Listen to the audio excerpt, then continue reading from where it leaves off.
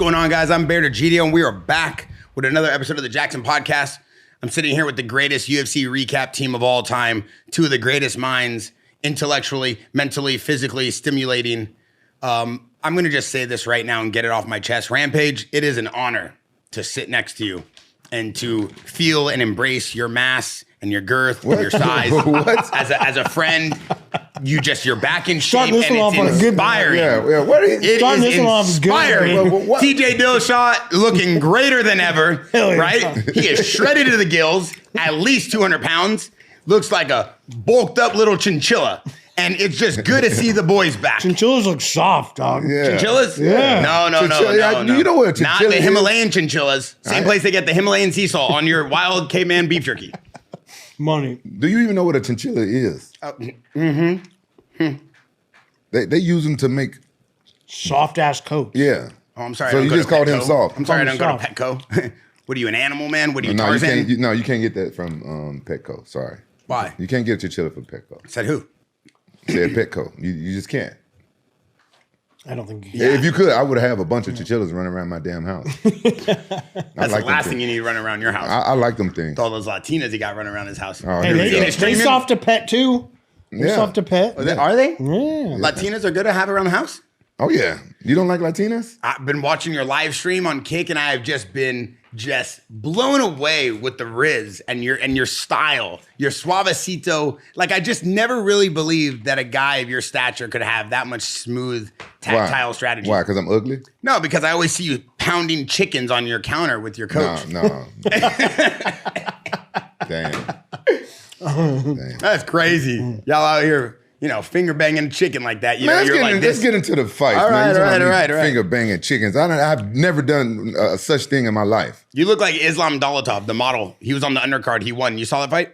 The German model? No, I didn't see I didn't make it down. Oh, okay. Hey, you see that? I only watched the main card. He was incredible. Can you believe that? Now the UFC is just filled with models. You got Ilya, Arman, and now Islam Dolatov. He's only ever lost his first fight. He won the rest of his fights. He was on the Dana White Contender Series. All right, so we're jumping right into this. What are we going into off the break, TJ? Michael Johnson and Zell Huber. Dude, Michael Johnson looked good. He's 39 years old. Doesn't look like he's aged a bit. Looks exactly the same. His speed was there. He looked amazing. He was a big-time underdog in this fight as well, too, and he came out and proved that old dog ain't going nowhere. A lot of people are putting their money on Zell Huber, and Michael Johnson came out and shut him down. Shut him down with speed, with combos, with fight IQ, keeping his foot outside. I have a ton to break down on this, but it was a great fight, man. What was that? He just ripped off his shorts. Yeah, his shorts ripped. His shorts ripped? Yeah, so Zell Huber did an up kick and caught the front of his shorts and it ripped him, so he just ripped him completely off. Oh, yeah. And bro, in between the round, they stopped the fight so he changes his shorts. It's like, why? His shorts are fine. Oh, yeah. He's wearing long tights under him. It's like, now he's got to worry about changing his shorts in the corner rather than what his coaches are telling him what to do. Well, now you got to bring extra pair of shorts to the... No, you don't, but the UFC has them there. Oh, for real? Mm-hmm. Oh, I didn't know that. Cool. Yeah, probably because it's a bad look for Venom that their shit's breaking. Oh, yeah, it is, for the sponsor and stuff. Yeah. But it shows that he's locked in. If something happens, he just rips off and stays into the fight. Yeah, man, I'm sure those shorts aren't easy to rip either, too. I mean, I felt the material, and they're not thin. Yeah, and Venom they actually make good stuff. They do. Oh, I just saw their Hamzat photo shoot. Hamzat Chimaev was doing their photo shoot here yesterday. Yeah. He has a whole kit coming out. It looks pretty good. It's better than Reebok. Way better than Way Reebok. better. Yeah. You don't like the Reebok gear? I didn't. I've been watching this Reebok thing with Shaquille O'Neal, how he's taking over Reebok and trying to revamp him into basketball. Okay. It seemed like Reebok got involved with the UFC when they decided to drop Reebok from the NBA. It was this transition to where they stopped making some basketball stuff, so they put more effort into MMA, but it was all super cheesy, bland. I hated it. It was the worst. I know. You had to wear it, huh? Uh-huh. You look better in camo. Yeah, I like camo. Yeah, dude, my third title fight is when they first came in. Yeah. You could thank my old managers for that. Oh, yeah? Yeah. For bringing in Reebok? Yeah, for bringing in that whole thing where everybody gets sponsored, where the whole structure. Which managers are those? The ones from the UK. They had a bright idea to bring a team in and be like, hey, I got this idea. I want you guys let us do it. They wanted to bring in the sponsor and just have all the fighters sponsored by the same blah, blah, blah, blah, blah. Yeah. And allegedly, from what my old manager told me, that Dana White they just took their whole idea and just kicked them out and did it without him. Oh yeah, they don't need him. Yeah, they don't need them. Yeah. But then they did their idea, and then I'm the one that loses the sponsor from it. I know. I mean, losing the sponsorship sucks because that was good money to put into your pocket. I do think it looks better though. Like when we had a bunch of stickers all over our shorts, and you could put like dumb shit on there. I don't feel like it looked as good, but I feel like we're missing out on some money. Yeah, I like the way that looked because these people could be individual. But I understand what you're saying. Some people didn't have any class with it. Yeah, yeah. I saw Jackson in Michael Johnson's corner. Did you see that? Jason Jackson. Oh, was that him? Was it? Vinny, was that Jason Jackson in his corner? Man, Johnson was doing good though, dude. He was keeping his foot. So it was kind of crazy. This whole fight card, for one, there's no finishes on the main card.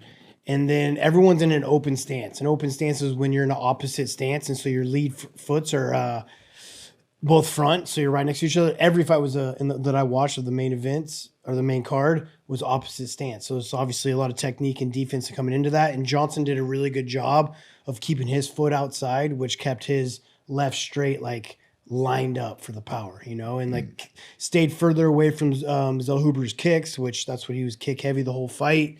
Was a master class when it came to fight IQ and him keeping his foot outside and using his speed. Do you think Michael Johnson's nut shot had anything to do with his victory? No, I do not. You don't think so? No, not at all. You don't think it slowed down Zell Huber? Zell Huber looked slow the whole fight, man. I think that's why he was kicking the whole time. He felt way too uncomfortable to throw hands. Because every time he did, Michael Johnson would piece him up with a few, 2 or 3 punches, and he was countering him easy. Zell Huber looked really slow in this fight compared to Michael Johnson when it came to the hands. You want to keep that distance and just throw kicks and try to keep him at bay, maybe try to kick his power hand and slow him down. But to be honest, he looked really uncomfortable in that punching distance. Well, I can tell that nut shot was unintentional, but I've been in fights where people kicked me in the nuts before when they got tired or they wanted like a little edge, but I always wore a steel cup, so I never even took the 5-minute break. Yeah, but I'm not saying that he did it. Normally, fighters will do that on purpose, but you can tell that his wasn't on purpose. Yeah, because you keep watching this, like he keeps circling the outside. Even that if he throws a jab to the body and he's circling to his right, staying outside his foot, staying away from his power. He'll keep jabbing the body, which sets up over the top that left cross that he ends up catching with him and dropping him. Was that the first round he dropped him in? Second round? Yeah. Second.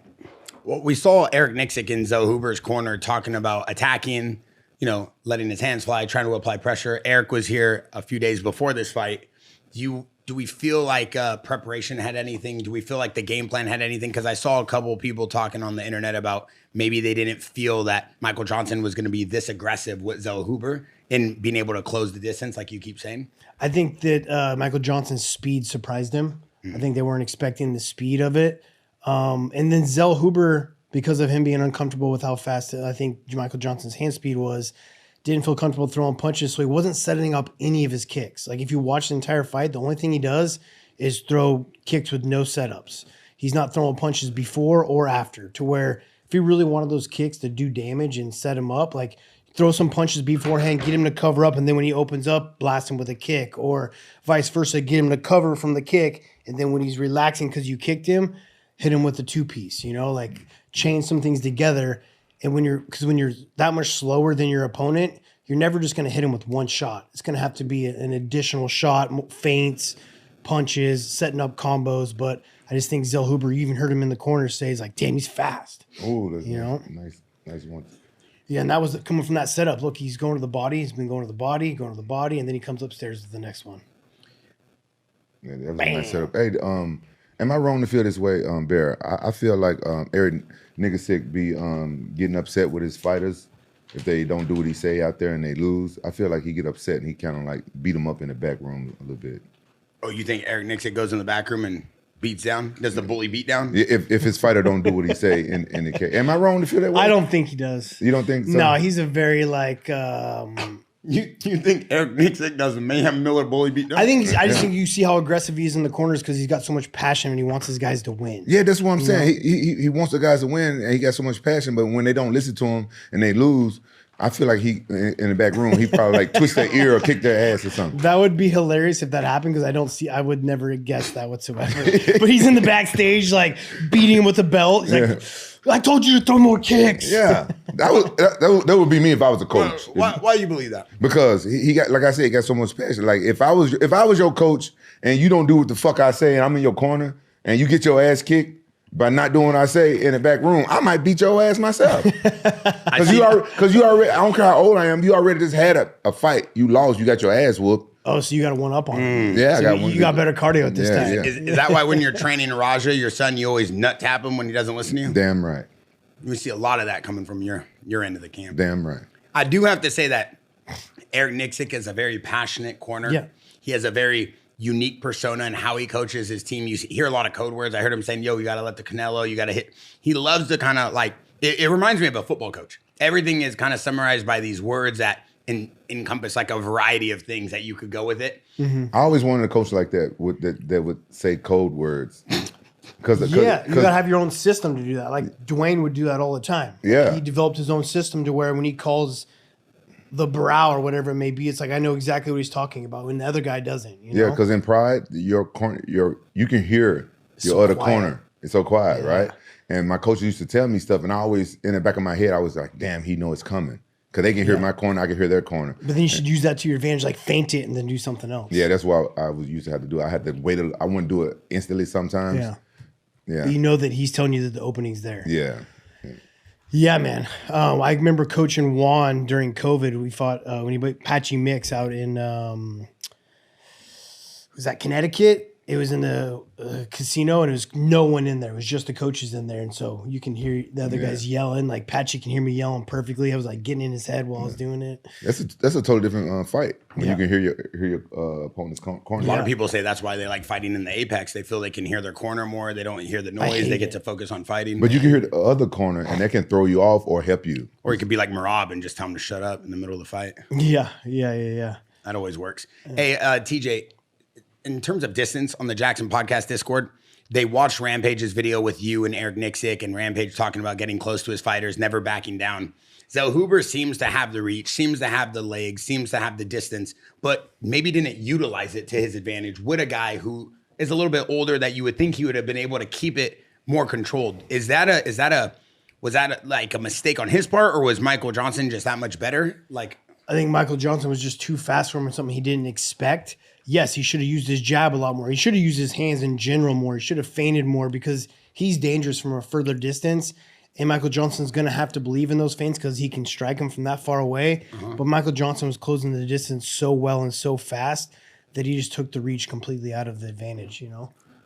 Because if you're the shorter guy, get your head off the tracks, which is outside their shoulders, close the distance really hard, and he was doing it very well by jabbing the body. If you watch, his foot's always on the outside. He's always circling right away from Zellhuber's power, and then he's going to the body and he's feinting, and he closes distance so well with it. So yeah, I mean, just a completely drop of the ball from Zellhuber. He looked 2 speeds slower than Michael Johnson. Do you like fighting a southpaw or like fighting opposite stance, or like fighting the same stance? I've always hated fighting southpaw. Really? I've beaten southpaws, and I think I've lost to a few, but I've won more. But I've always hated fighting southpaw. It's just a harder training camp. And it's just, for me, it's just, I feel like it's weird. I just don't like it. I just don't like it. I feel like a lot of fighters feel that way. And that's when I like first decided to start going southpaw because of that reason. You know, because I was like, first, I don't know, half my fights in my UFC careers, like I always fought orthodox, right? And then I was like, I'm going to fuck people up and just come out southpaw. And then I just started picking it up and I loved it and found the openings in it. But it mainly started because I feel like most fighters hated fighting the southpaw. So how long did it take you to get used to the transition to southpaw? Let's see. Dwayne showed up in 2012, and I don't know, I'd say a good solid year of training it every day. I got pretty solid at it. That take dedication, because I would never do that. Somebody even asked me to start. I'm like, no, it just felt too awkward for me. I said, no, I'm not going to do that. I'm just not going to change up. I've always been pretty ambidextrous anyways. Like I've been pretty good with both hands, you know, for the most part. So it's kind of natural to me. And then also when I wrestled right leg forward to where orthodox stance is left leg forward, right? Yeah. And then I like, okay, for instance, Dustin Poirier, he's right-handed, but he fights southpaw. He likes having his lead hand be his power hand, which I always really enjoyed as well too, because that means my right hook would have so much more power on it, and I was like way more coordinated with it, so I can like be that much more damage and effective to my opponent with the strike you should probably be throwing more anyways. You would think that I could do it because I was born left-handed, but my dad changed me. Wait, what? Yeah, I was born left-handed. You know, the weird thing is like 2 of my brothers are left-handed, and I got 3 kids out of 5 that's left-handed. That's weird. You could just change someone's like coordination like that? Where you start, you just tape your hand behind your back or something? No, I did it to my oldest son, not knowing any better, because black people it's almost like what's the word I'm looking for? It's like where you it's like a superstition or something. Okay. Yeah, that the kid is left-handed. It's almost bad luck. Almost evil. What I was told. So my oldest son, I changed him too. So what I did was when he was a kid, he first started writing with his left hand. I just took the pencil and put it in his right hand, told him to write with the right hand, and I kind of wish I hadn't did it. And I didn't do it to any of my other kids. Yeah, I prefer my son or for athletic wise to be left-handed anyways. Yeah, I messed up. Yeah. Like baseball, football, like really sought after when it comes to being left-handed, and then striking wise is I think it's an advantage as well if you know how to use it. What about the kind of the aura of Zell Huber not being so kind of loose and kind of seeming a little bit more stiff than usual? Do you think that had something to do with the fight, something to do with being hurt, something to do with, because like normally you see him a little bit more movement. It seems like he's like kind of like stiff, right? I haven't watched enough of his fights. I'm telling you right now, the only time I watch fights is because I'm doing the Jackson podcast. Like, before that, I wasn't ever really watching him that much. Same here. But now I watch him all the time because of it. I'm only watching the main. But I see you doing a lot of content now on fights. People are loving it. Yeah, because people are loving it and because of this podcast. Like, So now you're back to watching fights. yeah. Hey, this guy's watching fights again too. Yeah, I'm watching But that. I haven't watched enough of Zell Huber's fights to understand or know, but I really believe the speed completely threw him off. Like, he got out there after the first, 30 seconds and was like, oh, shit, Michael Johnson's fast. Yeah, we don't know what's going on. He could have had an injury in camp. Yeah. Could have had a breakup with a girlfriend. Anything can set you off or mess up your mind in You a can always fight. call Nick sick and ask him. Yeah, that's true. You never know what goes through a fighter's yeah. mind. We all have bad nights and stuff out there. Yeah. Who knows if they rematch? Maybe what's his name? Zell Huber could get him, but it wasn't his night. And what's his name? Michael Johnson. He looked great, especially for his age. What does a guy at Michael Johnson's age do? He's on a 2-3 fight win streak now. He's looking good. What does he do? Does he Maybe continue? make your last run to the title. Yeah.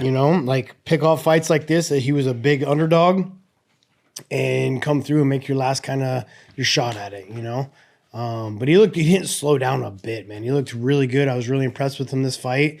I'm pumped for him to see it. I always root for the OGs, right?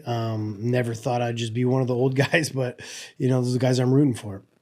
Yeah, he had a great game plan. I like him going to the body, setting up his, his headshots. Yeah, see right there. Boom. Yeah. Always starting with the body, and his head's always outside too. It's like, see how his foot's completely outside him. He could have went behind him and took his back if he wanted to.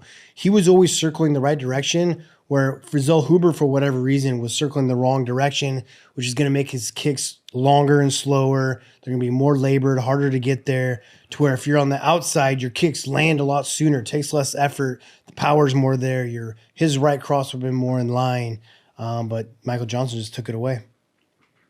Great fight by him. Yeah, he missed that big power shot. Yeah, I'm pretty impressed with the older guy because the statistics showed that the younger guy wins more. Yeah. Yeah. Yeah, he's 39. He's like, even in after 35, the statistics are showing that, usually it's the younger guy. Yeah, what was that giggle about? What's so funny about saying the younger guy wins more? Just because you're older. Oh, really? Let's test out that theory right now. Yeah, let's test it out. Yeah. Let's see if you younger than me. You like about 10, 14 years? Like 25 years. Yeah. You're not 25 years younger than me. What? You're not 25 years younger than me. Well, Barry, you like 45, right? I definitely wasn't around when dinosaurs were running around the planet. You 33, right? Yeah. Well, you're not 25. I'm only 47. Okay, let me do the math. So you're about 60 years older than me. Let me see if that checks out. You got a calculator on the thing? You got a Perfect, dude. Yeah, all right, cool. Yeah. Bro, we all know you're an animal. Last thing I want to do is spar with you. Look at what you did to me last week at Santo Studio. Do you see what he did to me last week? Which one? Bro, this guy just comes in. I'm just trying to learn with Armin. I'm practicing technique. I'm doing some Dagestanian, Russian, Sambo flipping. He walks in with his gloves, all big and bad. You know, he was in the Midnight Meat Train movie. So, like, he walks in there, he's doing this crazy thing. What is Midnight Meat Train? Oh, it was a crazy movie. What is Midnight Meat Train? Crazy movie. I'll show you real quick, but he was in that movie. I didn't know you did porn. No, it's not a fucking porn. It's a horror movie named by a Midnight Meat Japanese guy. Train. Wow, Bennett, you're not gonna correct And him? then he walks in the ring because we're just practicing striking, and he just beats me up. And it's like, well, I ain't gonna learn anything with that. I'm like, why don't you just hold that? Why don't you just table that for another day? Why are you trying to learn? Well, I got a fight coming up. When? In Mexico. We got 2 fights actually. But I thought you're paying the guy to lose. Well, it We all doesn't know mean that. I'm not gonna train. Yeah, we all know that. Yeah, if he do have a fight, he's paying the other guy to lose. I'm not paying him to lose. I'm just paying him not to fight at his highest level. So there's a difference. What do you mean? I'm He'll just telling probably him to still go win. light. Okay, this is Rampage in the Midnight Meat Train. You want to pull that up real No, quick? no. This is my Wait, favorite what is scene. this? This was a movie. This is real life? Back in 2008, Rampage. He did a crazy fight scene. So he walks in, let that thing hang. Why do you get Rampage? embarrassed? Is this really you in here? It's really, yeah, but Why I you don't like the embarrassed? name of the movie. Who cares? You're in a I movie. have a set of particular skills. It's sick. You hit him with the feint. He didn't bite though. So you're the bad guy. You're the No, I'm not the bad guy. He's actually the bad guy. Are you Russian or are you John No. Travolta? What are you in this movie? No. Back in the 70s, people was getting killed on the subways in New York. Yeah. So volunteers, they were called guardian angels. They used to walk the trains at midnight to help people out. And this guy right there, he was a bad guy, and that was my job. You're the guardian angel? I was the guardian And angel. when did the bad guy give you the meat? right now. He's meeting him up. Oh my! He's got a meat cleaver and everything. You got Sean Rez's Thor hammer. Did you lose the fight scene? I was kicking his ass, and they shot me in Pull out the. a machete? Yeah, I was kicking his ass. When was this movie? Was it? Yeah, it was 2000. Hey, It was a those long are- time hey, ago. did you actually really hit him in the movie when you filmed that scene? No, I did hit him in the body. Because those were liver shots. Those would hurt. Yeah, I did hit him in the body. I did the push kick. I was kicking Vinnie Jones's ass. That's awesome. Did I they guess teach that- you these techniques or you already knew what to do for the fight scenes? Man, I'm a fighter. But this was my first big movie. That's awesome. Bradley Cooper was in this movie. Oh, no way. He was a star, him and Vinnie Jones. That's cool. Did you get any time with him at all? No, I didn't meet him on that set. Yeah. This was before or after 18? This was before 18, and this was the only scene I had in the movie. It was a small part. But they wanted a UFC fighter. Yeah. So I think it was me and Keith Jardine and a couple of UFC fighters that auditioned for it. Yeah, Keith Jardine's done some movies too, right? Yeah, he does a lot of movies. He kills it on the movies. Yeah. Now we got the next fight. We got Dan Ige, Patricio Pitbull. Yeah. This is a good unique Snoozer? fight. Yeah, it's a good unique fight. Oh. You know what I'm saying? I said unique and a good fight. First of all, I love Dan Ige. Second of all, this is Patricio Pitbull's first UFC win. Well, it's not Ige's fault that it's boring. Like, dude, just Pitbull's a very slow, boring fighter. Like, if he keeps fighting that way, he's not going to be on main cards. Like, He used to be exciting in Bellator. I feel like he might have been here and there. Had didn't some watch it, exciting though. fights. I didn't watch a lot of Bellator fights, but from what I've seen, like, he just takes too much time to do anything. Because, dude, he's a brick shithouse. Look how big he is. Yeah. And he has power in his hands, but he just does a lot of waiting. A lot of waiting. I thought Ige looked good, man. First round was boring. It was a snooze fest. Like, the first round could have went to anyone, to be honest. I was hoping that it was going to go to Ige because he was a little bit more active. The only takedown like Pitbull got in the first round, he got right back up, switched him. There was no damage done, which takedowns aren't supposed to really count for anything unless you do something with them. And he didn't really do anything with it. I feel like Ige did more than he did. So I actually had Ige winning round one. At least I was hoping so. That's the way the judges were going to see it. I think for sure Eric Sick beat Ige's ass in the locker room. Patricio Pitbull is a 12-time, 13-time Bellator champion. Yeah, I know. And welcome to the UFC. Damn, DJ. damn, TJ. I went to Bellator. Oh yeah, but after you won the UFC belt. Yeah. I was the first big name to go over there. But that's crazy though. He's a 13-time, He's pretty. How old 12 or is he? 13, 30, 38? 38, 39. Yeah. Yeah, I mean, Ige is like 32, he didn't get to 33. get into the UFC until later in his career, Yeah. you know. So And he lost his first fight. It was against Yair Rodriguez, remember? How did he lose? A decision? Yeah, unanimous pieced him up. decision. 3 rounds. Yeah, Yair looked good though. That's a tough fight for him to come into the UFC. Mm-hmm. Yair's like a tough puzzle to figure out. Well, UFC is going to do that. You coming from another organization, your first fight. Yeah, but you're a Bellator champion. I mean, it's not like Yair was the champion. Like you're fighting a guy that was is Yair top 5? Yeah. And then Armin just beat his brother in that ADXCC in Moscow like 2 weeks ago. Beat who brother? Pitbull's brother? Pitbull's brother in grappling in that Moscow event. Man, Pat Pitbull. Ige's boxing looked really good in round 2. Is this still round 1 right now? Or are we watching round 2? This is round. Good. We fast forwarded round 1. It was boring. Okay, so round 2, man. Ige's boxing looked great. Like putting in great combos, getting the better shots. Pretty much the only one that was really landing. But then for whatever reason, he got enticed by the crowd. The crowd started booing because it was like too slow. And so then he got overly aggressive. Great sprint cross by Ige. If he would have just kept doing what he was doing in round 2, he would have continued to win the fight. But then he got overly aggressive because the crowd was booing, and he got caught with the right hand on the way in, and it dictated the whole second round. How would you handle that if you were in a fight and you know your game plan? This guy's really tough, and you just scoring points and stuff, and the crowd started booing. How would you handle that? I don't know, man. It's a great question. I remember there's a part when I was fighting Madison Square Garden against Garbrandt, and the whole crowd was chanting "Fuck you, TJ," and then I head kicked him upside the head. So maybe I react to the crowd as well too, right? He just got a little overly aggressive, and I try not to let the crowd dictate how I fight, but we're all emotional beings, and it's hard probably not to. He's 50K Ige. He's a very entertaining fighter, so he probably heard those boos and just wanted to go after it. Yeah. But if he would have stuck to what he was doing, he would have won round 2 and he won the fight. Yeah, I probably would have reacted like Ige because, I always wanted to excite the crowd. So if I was getting booed in a fight, that would kill me. Yeah. That would kill me. Yeah. Well, I was just watching your Chuck Liddell fight, and there was a point in the fight where I think someone was booing, and you go like this to Chuck Liddell, like, fight me. Oh, no, I don't think nobody was, I didn't hear no booing. That it was just that he was kind of moving around a little bit too much. He didn't want to come to the middle of the cage. I figured since I beat him before in Pride that he would want to like take the fight to me and stuff. So I was like, come on, let's fight in a minute. He was moving around a little bit too much.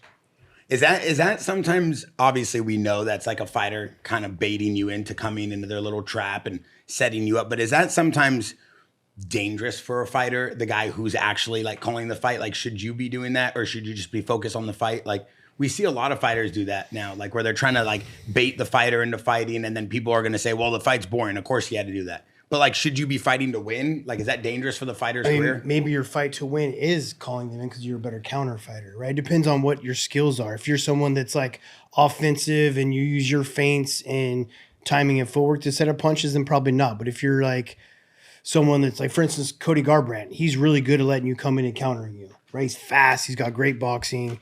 So that would be someone that could do that. Or, fighters fight completely different to where like Yair Rodriguez, we were just talking about him, he's better at doing what he does best offensively rather than countering, even though he's had some amazing counters, right? So I would say like his attributes as a whole, I would say he's probably more of like setting his stuff up, not so much a counter fighter. So it depends on the fighter. Barry, you had your chance where you do like just let a guy come in on you? Yeah. Or like this. Nah, I'd be more like, I don't need to like tap I'm not like trying to fan the sweat off my face. I'm doing like this. No, I'm like this. Like, come give it to me. Let's go.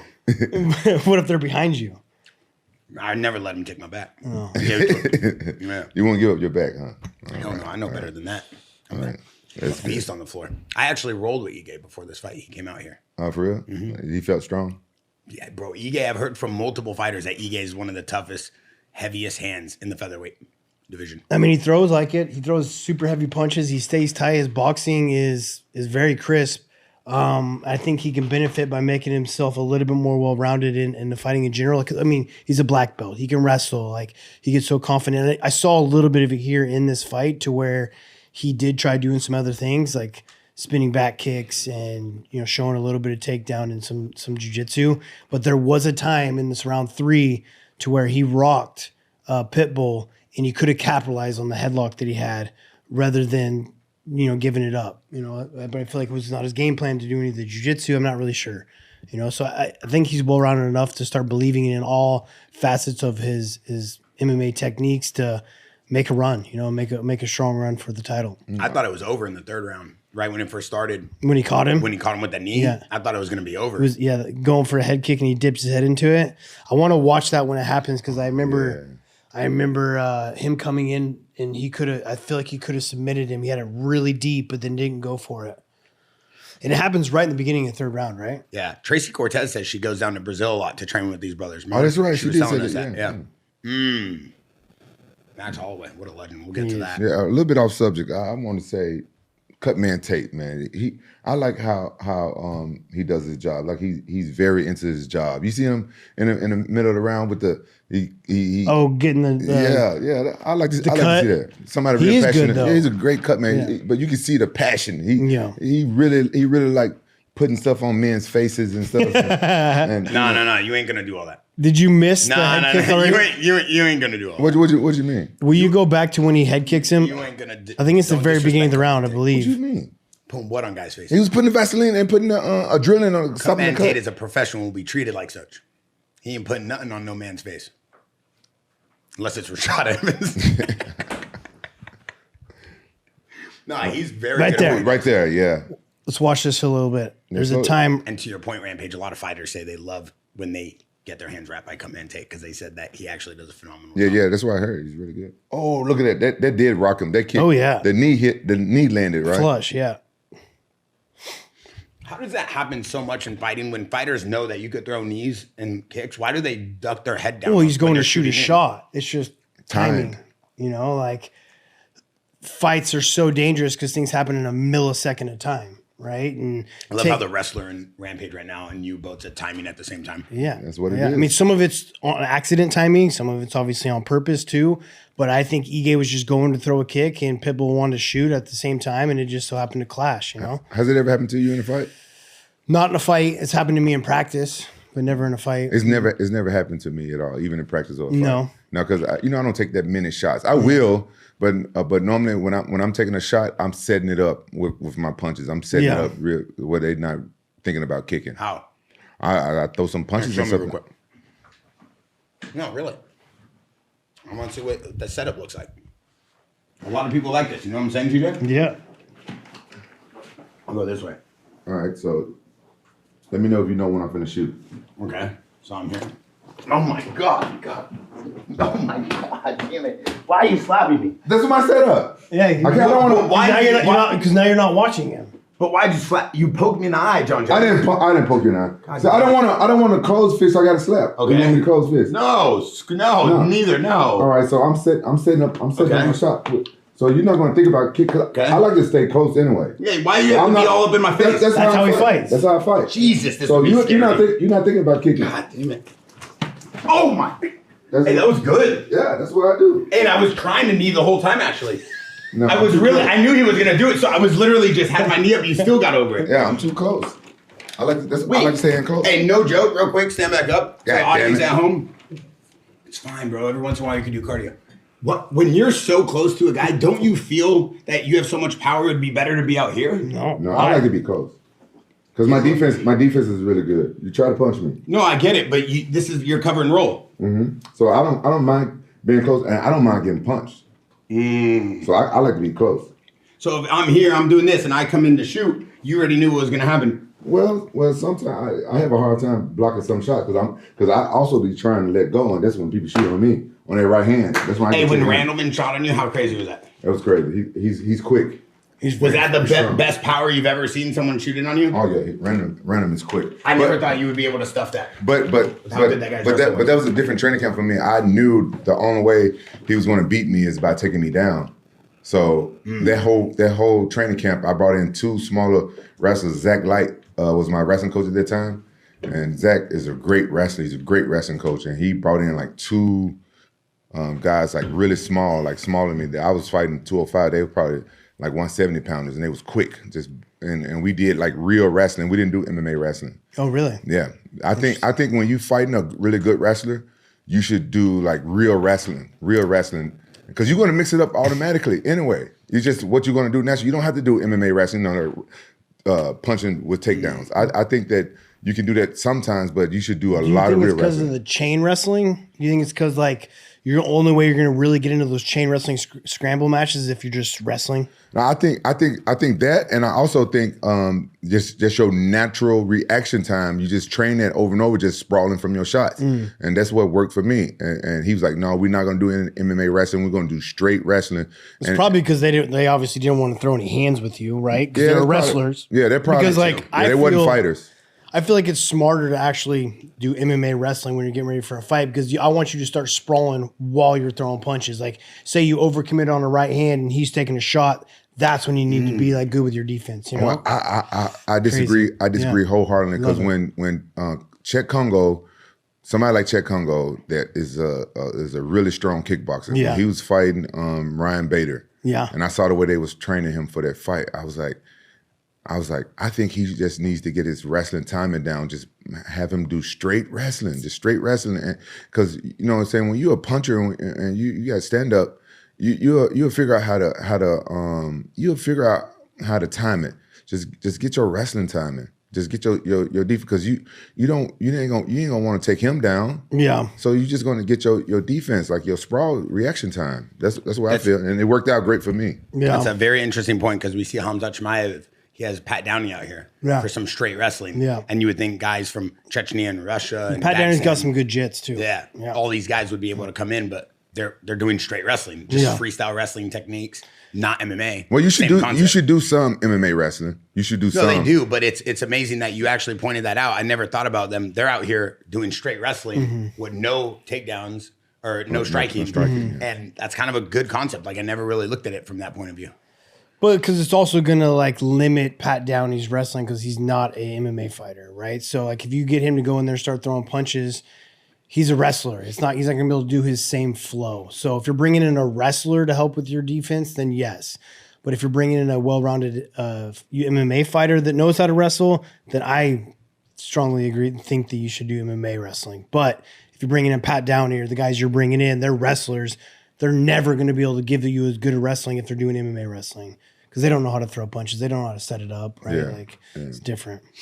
Makes sense, though, how everybody kind of looks at their camp. It's a good point. Yeah. Like, everybody kind of looks at their camp in a different way of what they feel they need. I couldn't imagine having to wrestle Kevin Randleman. Honestly, I wish that I would have did more straight wrestling, like when I fought people like Rashad Evans and Chael Sonnen. That's when those are the fights where I did MMA wrestling, and look, I got taken down. Yeah. You know, when the camps where I did like straight wrestling for fighters, it was hard because I know how to mix it up. Yeah. But then again, everybody's not the same. Of course. How good was Chael Sonnen at wrestling? I don't know. I think he was pretty good. Yeah. I think Chael Sonnen's wrestling. How good was Chael Sonnen at fighting? Chael Sonnen sucked. That's crazy. You do not say that about I just said it. Why would you say that? Because I was stupid. When I took Chael Sonnen down, I should have jumped on him and like ground a pound. He would have given up and like. You let him back up to his feet? Yeah, I let him back up his feet because I wanted to knock him out, right? Yeah. But he said something to me like just like in person between me. He said, "Why didn't you jump on me?" He was probably ready to give up. I've seen him give up in fights. Yeah. You've seen Chael Sonnen give up? Chael Sonnen gives up. Okay, let's be nice to Uncle Chael. I love his videos. I know you love him. On this decision, though, so what rounds? I mean, I had Ige win in 3, right? Dropped him with the head kick, was the more aggressive fighter. Ige got dropped in round 2, lost that round. So the deciding factor was round 1. And the only thing that Pitbull did was score a takedown, but didn't do anything with it. I actually thought that Ige was a little bit more aggressive and threw punches. The significant strikes were very close. Like, I don't know, man. Like, you could have squeezed this one out for Ige as well. Well, I think the difference between the both fighters getting dropped is that Pitbull's drop was a little bit covered up from a shot, and we all know what type of judges. Some of those judges be like boxing judges. They probably didn't notice that he got dropped, but Ige, he fell backwards. Gotcha. God, I love Rampage. You've been watching fights again. Well, this I'm a is fighter. good. Nah, but you've been watching fights again. This is nice. One thing I will say about Danny Ige, I love the fact that regardless of the fighter he's fighting against, he does try to put on a show. You talked about that, and I think that's why the fans love him. I do wish that he had a fighter that met him with that same momentum and that same energy. So that way we could have got a better that fight. was a snooze fest. What do we think Pitbull is going to do as a UFC fighter now? This is his first win. That he's in the win column. He has Hopefully won in the for UFC. him personally, I mean, not saying like, hopefully that like gets the pressure off of him and maybe he can start just performing. Because I'm sure there was, look, you came to the UFC, ton of pressure, you lost. Shit. Now there's even more pressure, your second fight. So now that he's got this win under his belt, maybe that takes some pressure away and he can go out there and let loose, you know? Oh, Rampage got a little... What? Got a little excited when you saw the ring girl in the Oh, freeze frame. Well, Rampage woke up real quick. well, UFC do have the best ring girls. Yeah? Over Pride? Yeah, Pride. I ain't Over gonna lie. Bellator? Yeah, Pride ring girls. They was like sticks and bones, but they were just cute in face. Yo, did every underdog win on this card as well too? I'm pretty sure, right? A lot of them. Oh, except for what I don't Max. know. Who was Ige in the underdog in the Ige and Pitbull fight? Ige was? Okay, so he's the only one. Everyone else was an underdog that won. Yeah, Ige was minus 166. No. No, Ige was 166. At Max was 118. Minus 118. Was he minus? I thought he was plus. Max? Yeah. I thought Max was an underdog. Could be wrong. Max was 118 minus. Oh, okay. I guess not. I mean, that's pretty even, but Yeah, the odds changed, I think, the day before. gotcha. They changed the day of now, too, on some of these. Some of these you can bet in the middle of rounds now. Yeah, I seen that. That is crazy. Yeah. Well, You could bet live in the middle of a round. Like the odds will change Yeah. depending on how good the first round went. Like, what if you already bet? Could you change your bet? no, No, you can't change your But bet. you just go cover your bet with a bigger bet on the second round, which a lot of gamblers do. I think they've been getting in trouble lately though, because a lot of bets have been coming even. So this is a big one. This was Kevin Holland versus D-Rod. D-Rod, a San Gabriel Valley legend. Kevin Holland, a 45-70 legend. Everybody was excited to watch this. They all were hitting me up. What does Rampage think? What does Rampage think? First of all, Kevin Holland's the most active fighter right now in the UFC, putting on a lot of shows. He's a dog in there. He knows how to fight. He loves to fight, obviously. And D-Rod's looking good. D-Rod's been training with his trainer, Tyler Wombles, over here in Costa Mesa, Classic Fight Team. And they've been putting in a lot of work. Rampage, what did you think? I bumped into D-Rod recently, like before this fight, and he told me he was fighting Kevin Holland. I was like, all right, brother. Get him. Yeah. Is it water underneath the brudge now? Yeah. Listen, I didn't have no problem with Kevin Holland. I actually liked him by the end of our podcast, but then I stopped liking him again when I found out that he was extorting you for money. No, you bitched out. He didn't extort. yeah, he did. You scared of Kevin Holland because Kevin Holland said he gonna come here and kick your ass if you don't send him 20 bands a month or some shit. No. After the podcast, he hit us with the bill. He said this was his rate for podcasts, and I said, well, I don't know if we talked about that before. He goes, well, it's my rate, and I said, you know what? We had enough controversy. I'll just pay your rate, and he gave me the gratitude of paying him over 3 months. I got to spread the rate out over 3 months, and we paid him. So bullshit. he ended up going on the press interview talking about it, but it's fine. We paid him. I'm excited to see him fight because I knew that this was going to be a big one for you, Rampage, and the audience and the Jackson podcast. Like, I'm a fan of fighting at the end of the day, TJ. You know what it is. Of course. So I just want to know from your point of view, Rampage, do you think he's too active? Do you think that this is too much fighting for him? Oh no! When I was young, I used to fight six times a year. More power to him. Make as much money as you can while you're young and when your body can handle it. Look like he's always in like good shape and he looks healthy. But at the end of the day, I was a big Kevin Holland fan, but now I'm more of a D-Rod fan. But to be honest, they both showed a lot of heart in this fight. You could tell that D-Rod got kind of tired, like in the second round. He took the fight on short notice. Mm-hmm. Did he? Yeah, like 3-4 weeks. Oh, I didn't know that. Well, one thing I got to say off the break is how did this not win Fight of the Night? It did, I think, didn't it? No. It did. No, Fight of the Night went to the Vitor, the guy. Yeah, Vittori. Oh, I didn't watch that. I thought this was Fight of the Night. If Max Holloway them didn't get it. That's what I figured. Since Max didn't get it, and I heard him like talking about it, I figured this was the fight that got it. This for sure should have been Fight of the Night. Well, dude, D-Rod did an amazing job keeping his pressure on him. Like, as you can tell, Kevin Holland didn't talk no shit. He was not gumming at all this fight. I thought he talked a little bit, didn't he? Hardly compared to what he usually does. Usually comes out and he's mouthing right away. He's either scared of D-Rod or the fact, I think, just because D-Rod put the pressure on him and he's kind of unorthodox. So it wasn't like D-Rod wasn't throwing great technique. He was just like bum rushing him, and he's got power in his hands, and he's believing it. You can see his hands are down a little bit and throwing punches, but he's on him, and he's not letting him get time to use his rhythm. Kevin Holland's one of those guys that likes his rhythm. He wants to talk shit. He wants to feel good. And D-Rod did not let him get that chance to do it, man. I think that's what won him the fight. Even though the technique wasn't as clean as you'd like to see, I think his pressure, his mentality, and his heart got him the win. I mean, I don't always agree that you have to have perfect technique in MMA. It looks better. Yeah. But I remember back in the day when I was first starting taking stand-up, my technique was wild, but I was dropping people and I was having fun out there. I'll say that. I say this till I blue in the face. I say it all the time. It's easier for me to fight someone that is technically structured and does the right things. It's harder for me to fight someone that throws crazy ass techniques and is all over the place because you can't train for it. It's hard to train for it. Yeah. But if the guy's throwing a real good jab, obviously if he's really, really good in his throwing, it's like it's going to catch you. But throwing a good jab, boom, I'm going to slip it. Yeah. Boom, I'm going to slip it. I'm going to pull it. Like I can see these techniques coming. Yeah. It's the unorthodox stuff that really does get you. Yeah, I went back and watched, this was years ago, watched some of my fights and I wasn't, it's like cringy to watch, like, damn, I was wild. But then look, I was doing good. Yeah. Yeah, I remember those days. But What about when he hit him and you could hear D-Rod's corner telling him let him get back on his feet, but D-Rod was staying on top of him. Why do you think Tyler was saying that? Well, because Holland's got great jits, man. He's slick.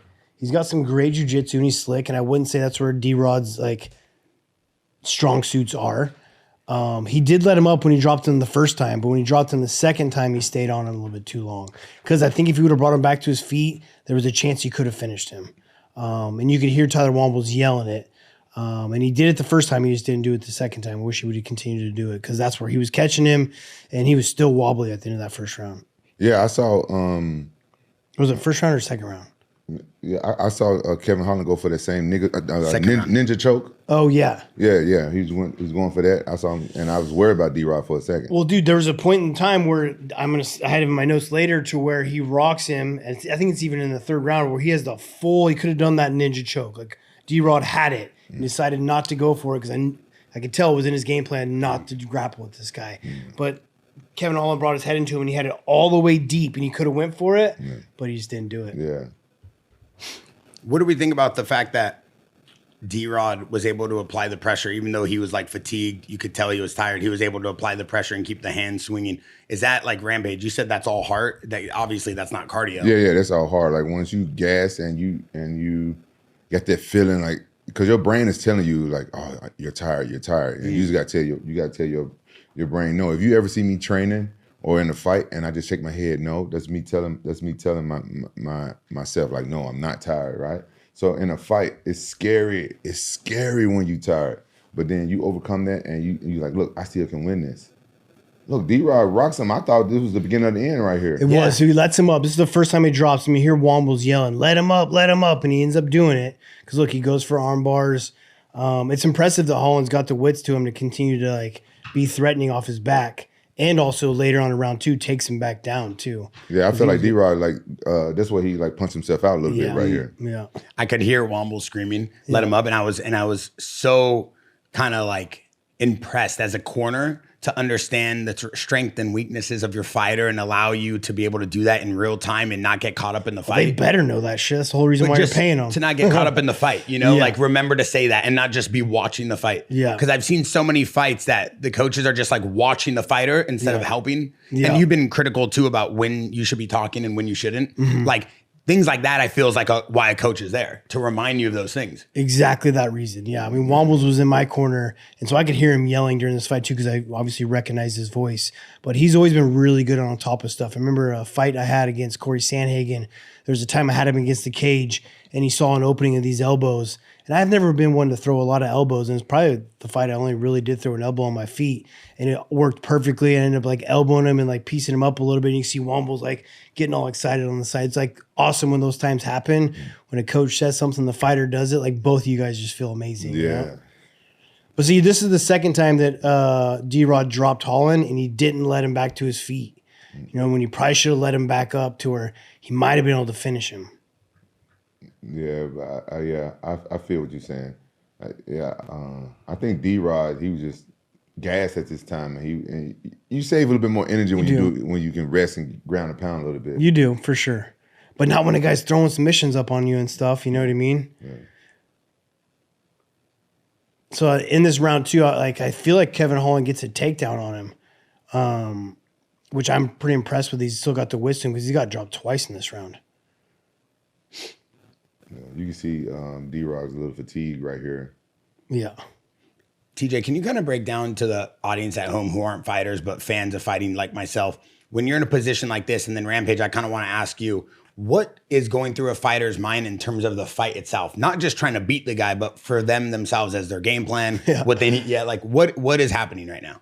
A lot. Hopefully not like, look, he takes him down again, which I was very impressed by, but sometimes a lot. And to be honest, I usually don't want a lot going on in my head. I'm hoping that like second nature, just all the training and subconsciously just do what I'm supposed to do. But sometimes there's a lot of things going on in my head. I remember when I dropped Barao and didn't finish him in the first round, coming out in the second round, I was like, all I do is just fucking survive and get this win. And like, and then you're like thinking about that shit. And then later, I'm like, why the fuck was I thinking that way? You know, but it's just like nature. Like you're talking about D-Rod being on top and not letting him off, probably because he's like, fuck, I'm getting tired. I should just hang out here for a little bit. So you have those things going on in your head.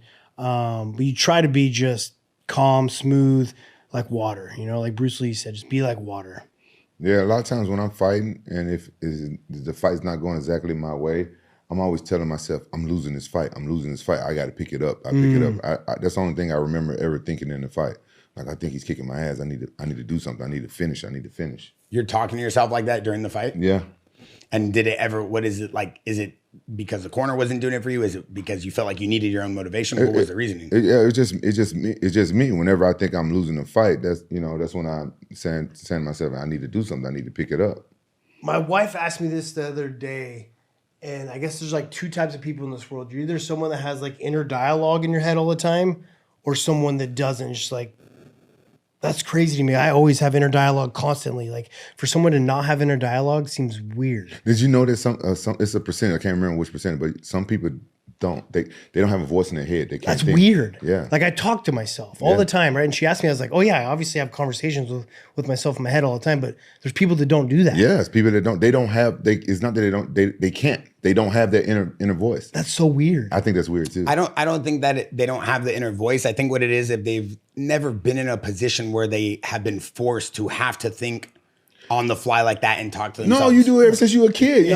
Because a lot of every people, waking moment of my life, like you get up in the morning and you start like talking to yourself what you got to do, or what the fuck I'm gonna have for breakfast. A lot of people that aren't self-motivated don't have the ability. I'm talking to about do eating that. breakfast and taking a shit. It's not about motivation. It's about just like living. Yeah, I'm like, I'll be like with a girl. I'm like, should I go down on her or just motorboat her? You know, just things that you have. The important stuff. Yeah, the important Well, that stuff. makes sense. Yeah. I could see that from you. I'm like, But I'd be really curious to know like how many of our listeners like don't have that inner dialogue and you don't like talk to yourself. All day long. I mean, TJ could tell you, I'm thinking all day long about business, figuring out the next move, figuring out how to play things. One of my biggest things that I've learned about TJ as a real friend off camera, I call him spitball an idea about the gym. Same thing I do to you, but I know you're busy with the Latinas. And I'll be like, yo, what do you think? And I'll literally name 7 different game plans. He just will like pick up on one he likes and then we'll just talk about that one. It's like a human soundboard. So people that I've learned this about a lot of fighters, Luke Rockhold, no matter how arrogant sometimes he gets, he's amazing for that. I can sit there and show him 30 of my designs and be like, yo, I really want to make these training shorts. Yo, I really want to make this chain sweatproof. Oh, Santos Studio Nordstrom's, I want to drop this. He'll be like, and he'll pick one to talk about and then he'll dive deep and give me 5 different ideas. I didn't want to cut you off, but this is the last time you call my friend Luke Rockhold arrogant because he's not. He's down to earth. I'm saying regardless of what he's one of the nicest guys. Don't. He is a very nice guy, but it's maybe hard not to be arrogant when you look that good and you're that good of an athlete. And you pick up chicks left and right. Too hard. The internet's been using the word glazing on me all year, and all year I thought they were making fun of me, like being chubby, like a maple glaze bar. I didn't realize glazing meant like you just sucking up. Yeah. Now I get it. Why they always say like, oh, glaze. Bro, I ain't glazing nobody anymore. No. Now I'm just keeping it real. No, you glaze Jake Paul a lot. I didn't glaze him. No, I think I come I can still see the glaze on your lips, dude. From what? But stop, bro. They're gonna clip that. Stop, dog. No, I think it because I like to be nice. I like to pump people up. But if the internet don't know you, it just looks like you just out here, you know. Yeah. What you should say is giving flowers. That's what you should say. I like to give everybody flowers. Yeah, you good at that. You're a hype man. I like to do that. I like everybody to feel good. What do you want? But you glazed Jake Paul though. No, I didn't. You was sucking on a hot dog the whole time. How could you even tell what I was doing, dog? You didn't see the edit? Bro, that wasn't a hot dog. That had to been like a Polish sausage or something. You didn't see, you like sausage now. Damn. I don't eat hot dogs. Yeah, you shouldn't. No. They're not very good for you. No, I don't. Honestly, I don't eat hot dogs no more. Ever since I was a kid. Because we grew up poor. My mom wouldn't buy food and she'd just buy a bunch of hot dogs. So for a whole month, you had to eat hot dogs. Did you like the hot dogs with macaroni and cheese? Oh, yeah. Hot dogs with porky beans. Porky beans. Oh, dude. And hot dogs and hot dog sandwiches, hot dogs in there. I'm like, man, I'm tired of hot dogs. You got to do what you got to do, though. Yeah. Okay, so one thing I want to talk about round 3, it could have gone either way. Both guys were looking so fatigued. They were throwing just everything they had left. And it was just kind of like, I just thought it was just going to be the first one to fall. It was going to be the first one to lose. But no one would give up. Yeah. This is like the craziest last round I've seen probably of the year. It's one of them. Like this, look at this. I thought he was done right there. Yeah, me too. Beltran almost came in and stopped it. Yeah. Hey, this ref should get a raise. Beltran should get a raise. He's get a raise. Bro, he let the fight just rock, dude. Yeah. He's good. Yeah, he's up there top 5. I like Herzog as well too. Herzog's really good. Why do you say that, Rampage? Yeah, because he's a bro. From the beginning to the end, he's a really good ref. Like when you go to the when he comes to your locker room for the like the little rules meeting before the fight, he's very professional, and you can just tell he really knows his job. He knows he knows like when to stop the fight and when not to. Like okay, I don't know. I don't watch everything, but I don't think he has as many early stoppages as other refs. You know what I'm saying? And he keeps the fighter safe. He's do you like that they make him tuck his mustache into his shirt? I would say leave his mustache alone. Like that's no. crazy. Do you like it or not? That's crazy. No, do you think you should let it come out? Let it come out, man. Yeah, I agree. Yeah, that's who he is. That long ass. That's dedication to grow a long ass. Yeah, mustache I was just like asking if you liked it that it had to be in a shirt or not. I don't. I think it should be flashing. It probably take like 20 years to grow a mustache like that. Dude, at least. Well, it's probably safety. You don't want to trip over. How long is it? It goes down to like his dick, I feel like. Bear, have you ever dated a guy with a long mustache like that? No. Oh, dude. You be swinging. It's like pigtails.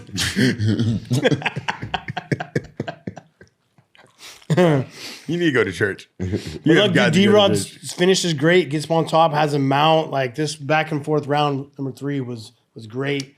Round 2 won the fight for D-Rod big time, you know?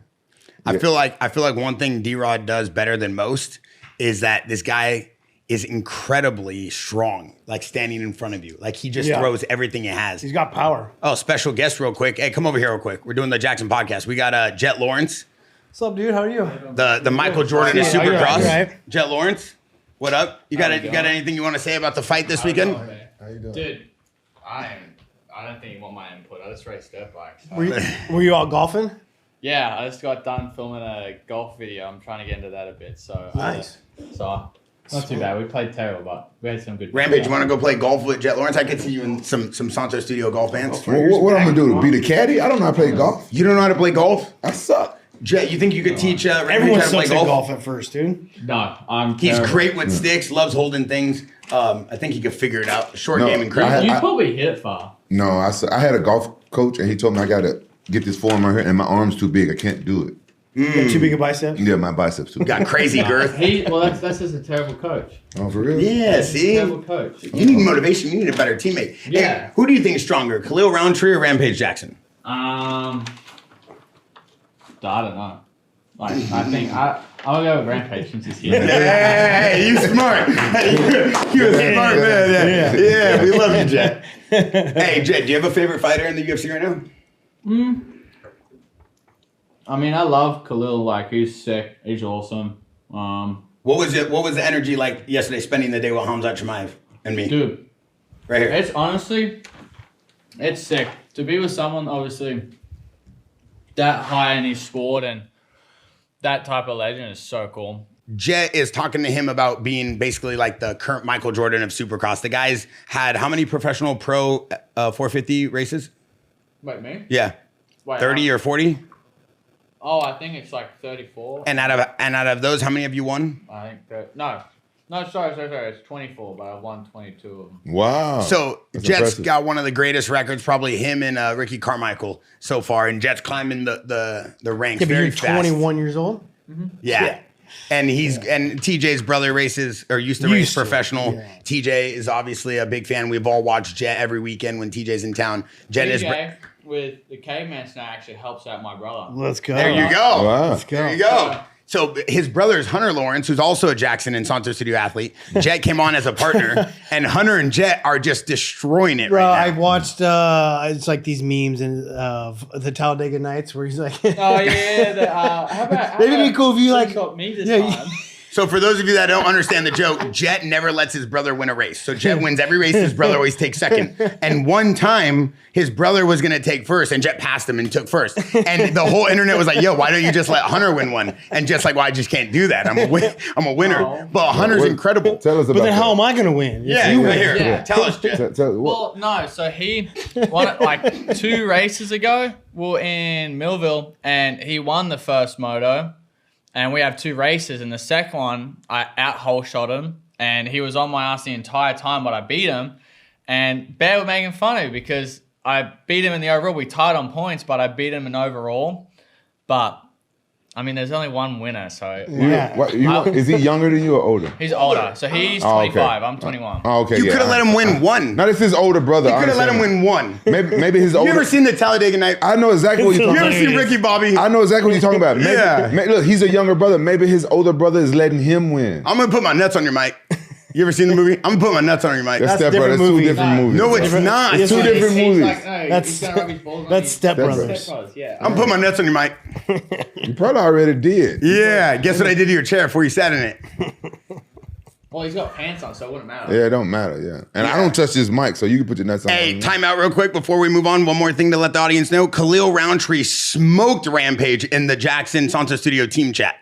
He literally posted a photo of Rampage Jackson and then posted a photo of a cone. And he said, out of all the I dope seen clothes that. at Santos I Studio, this seen is what that. you chose to wear. I seen that. Hold up. Khalil Roundtree smoked you in a group chat with Can all you the pull guys. it up on the screen? Yeah, we can. No, the only reason why he did that because he's upset that I'm stronger than him on it. You are stronger than him on that. Did you see that thing I sent you? It's like a competition for the Yes. grip strength. Yes. To where it's not like a measurement. It's like you actually go against each other. So you each hold on to a ledge and you got to pull it out of the other person's Oh, hand. I never seen that. Yeah. Hey, Rampage wants to know why you attacked him in the team chat. Why I get it straight? It's because I miss you, dog. Hey, I don't have no black friends, so I had to pick on somebody. hey, real quick, we regret to inform you that Rampage is officially stronger than you. He smoked your record on this. Well, Yeah. just to be fair to my credit, that was the day right before weigh-in, so I actually wasn't at peak strength. Excuses. How much? You know, when I come back, just know that I'm surpassing that number. Oh, he's gonna be training. He's gonna be He's training. going to be grip. training on he's this gonna be now. training Yeah, grip, that don't yeah. count. Hey, he's just gonna have one forearm so jacked up that it's gonna be a lopsided like this. One arm's gonna be huge. 1,000%. Hey, which forearm do you 1,000%. use at night? What? I don't have. I got a wife for that, dog. For the game. Hey, Oh, got you. Be careful. Let's see. Don't give Bear any information because he's gonna use that against you. Hey, yo, Rampage dressing up as a cone is all-time high. All right, we got 2 more fights on. Rampage, dog. Come on. Man, hey. Honestly, what were you thinking? Just tell me now. Hey, first of all, Can we please pull it up? Do you No. have Hold a up. group Pull chat? Rampage in Hey, the orange pants. hey, first of all, Please fire your stylist. His bro, name is Stratos. He's already been fired. first of all, those pants cost $2,500. I think I I. don't give You a have in the fuck. group Return text, him. yeah. That's actually that makes You look like an EMT from Death Valley. Return him. Somebody said I Bro, look the like fact that those cost what you call $2,500, EMT I am from so upset that you UK. spent that much money on those pants. That is fucking highway robbery.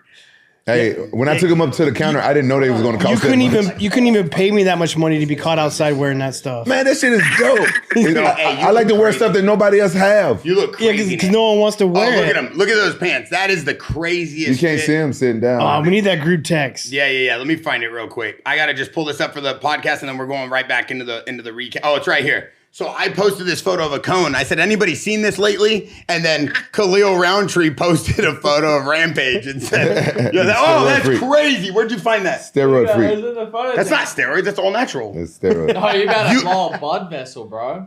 Bro, that's all natural. Look at that. Hey, those pants. I'm just standing stupid, but those pants are dope.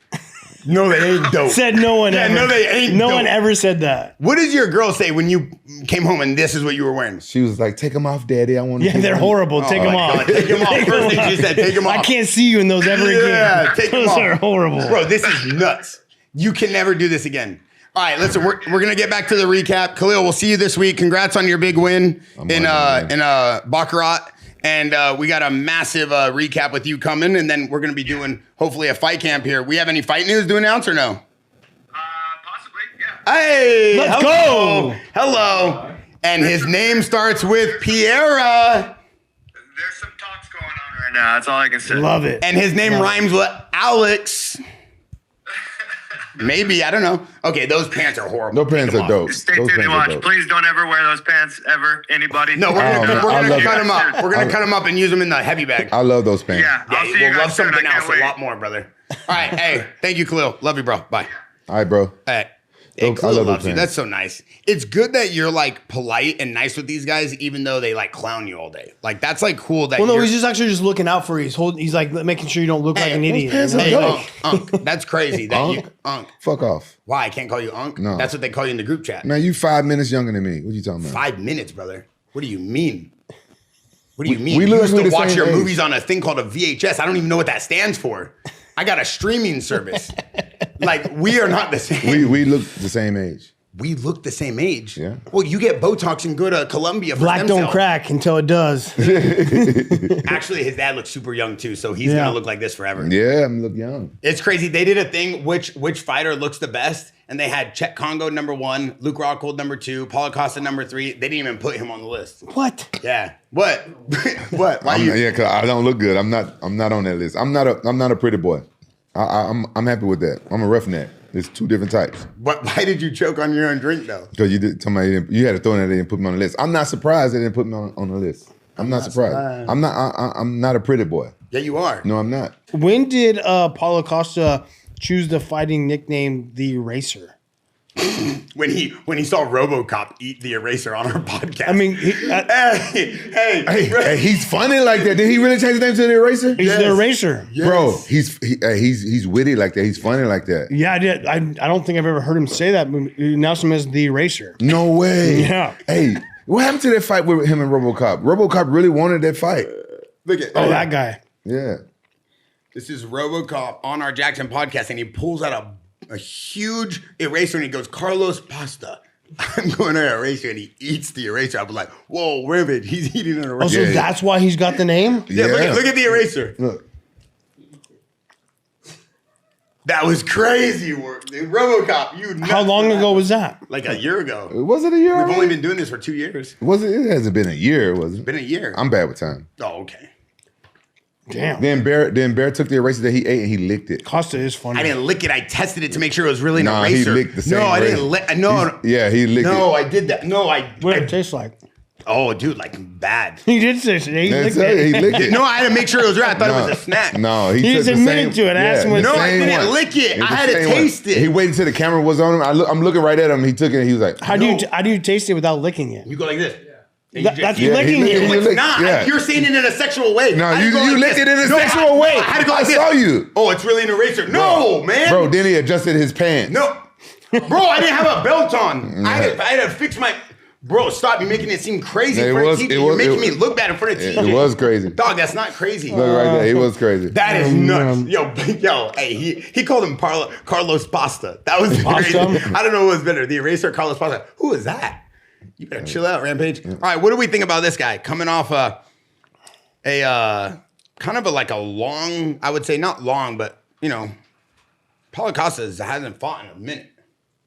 Yeah, I mean, I feel like when you start building a name for yourself, and he does a good job outside of UFC for promoting his name. It can take time in between it and find the right fights. And he made a good run to try to get the title. It didn't work out, and so now he's kind of reinventing himself and coming back even funnier than he did the first time. I feel like he's become way more of a character than when he made the first run, and it's going to do nothing but benefit him financially. But it seems like he's having a lot more fun. He looked really good in this fight. He was a pretty big underdog, right?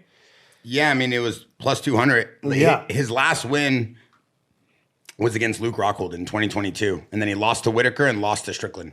Yeah. His last win was in 2022. Yeah, against Luke Rockhold. Wow. But he looked really good in this That fight, was man. Luke's retirement fight. He came out hard, real hard kicks in the beginning. I remember when I was fighting, was that Dominic Cruz in Boston? And he like just made it on the scene. I had no idea who Paulo Costa was. And we were in the back like cutting weight for a fight week. And I just heard someone cracking pads, like loud. Like couldn't believe how loud he was cracking pads. And I had to go into the next room to see what it was. It's Paulo Costa kicking pads. He can crack, man. He came out hard in this fight, did a real good job. Just kind of like, see that kick? Great body kicks, bro, man. he was destroying his body with those And kicks. just doing a really good job showing him like, all right, I'm here to fight, and making him pay for some big kicks. I know. I don't know why I think that Paulo Costa is really good at jiu-jitsu. Is it because he's Brazilian? But his stand-up is great. But isn't he really good at jiu-jitsu? Ain't he a black belt? Idea. I don't know. I feel like if you're an MMA fighter and you're from Brazil and you don't have a black belt, there's something wrong probably. Yeah. I don't know. I have no idea. I think his jiu-jitsu is good. One thing I want to say is, what do we feel is the reason why Roman couldn't get anything going? Okay, that's my next point. It was that Paulo Costa did a really good job of staying just out of distance, right? So if you look, he's got a wide stance for this fight, real wide stance. So he's doing a really good job of leaning back to where, say, you're able to hit me here, right? Mm-hmm. But if my stance is real wide, I can like lean back because my back foot's to where if I was narrow and I lean back, now I'm heavy on my back foot, I'm gonna get caught. But he's got a real wide stance for this fight, so he's able to lean back and then come back with his own punches. He did a really good job, and that's why it was hard for what's the guy's Kopylov. to really get off with combos. He would throw a punch and he wasn't there because he was leaning out of the way. See his stance always like this, like really, Yeah. and then he's coming back with his own punches. Right, so he's getting just enough out. What Kopylov could have done with that wide stance, though, is pick apart his calves. He didn't throw anything. I know, but his stance is really wide to where he should have. It's because they're in that open stance, though, too, so he had to come Got it. outside, though, you know? Got it. But, like, he could have done that against him, but I really like the way that Paulo Costa, again, was just leaning out. Like, his fight stance is like this. He's able to get out of it, come back in, which is that little lean back.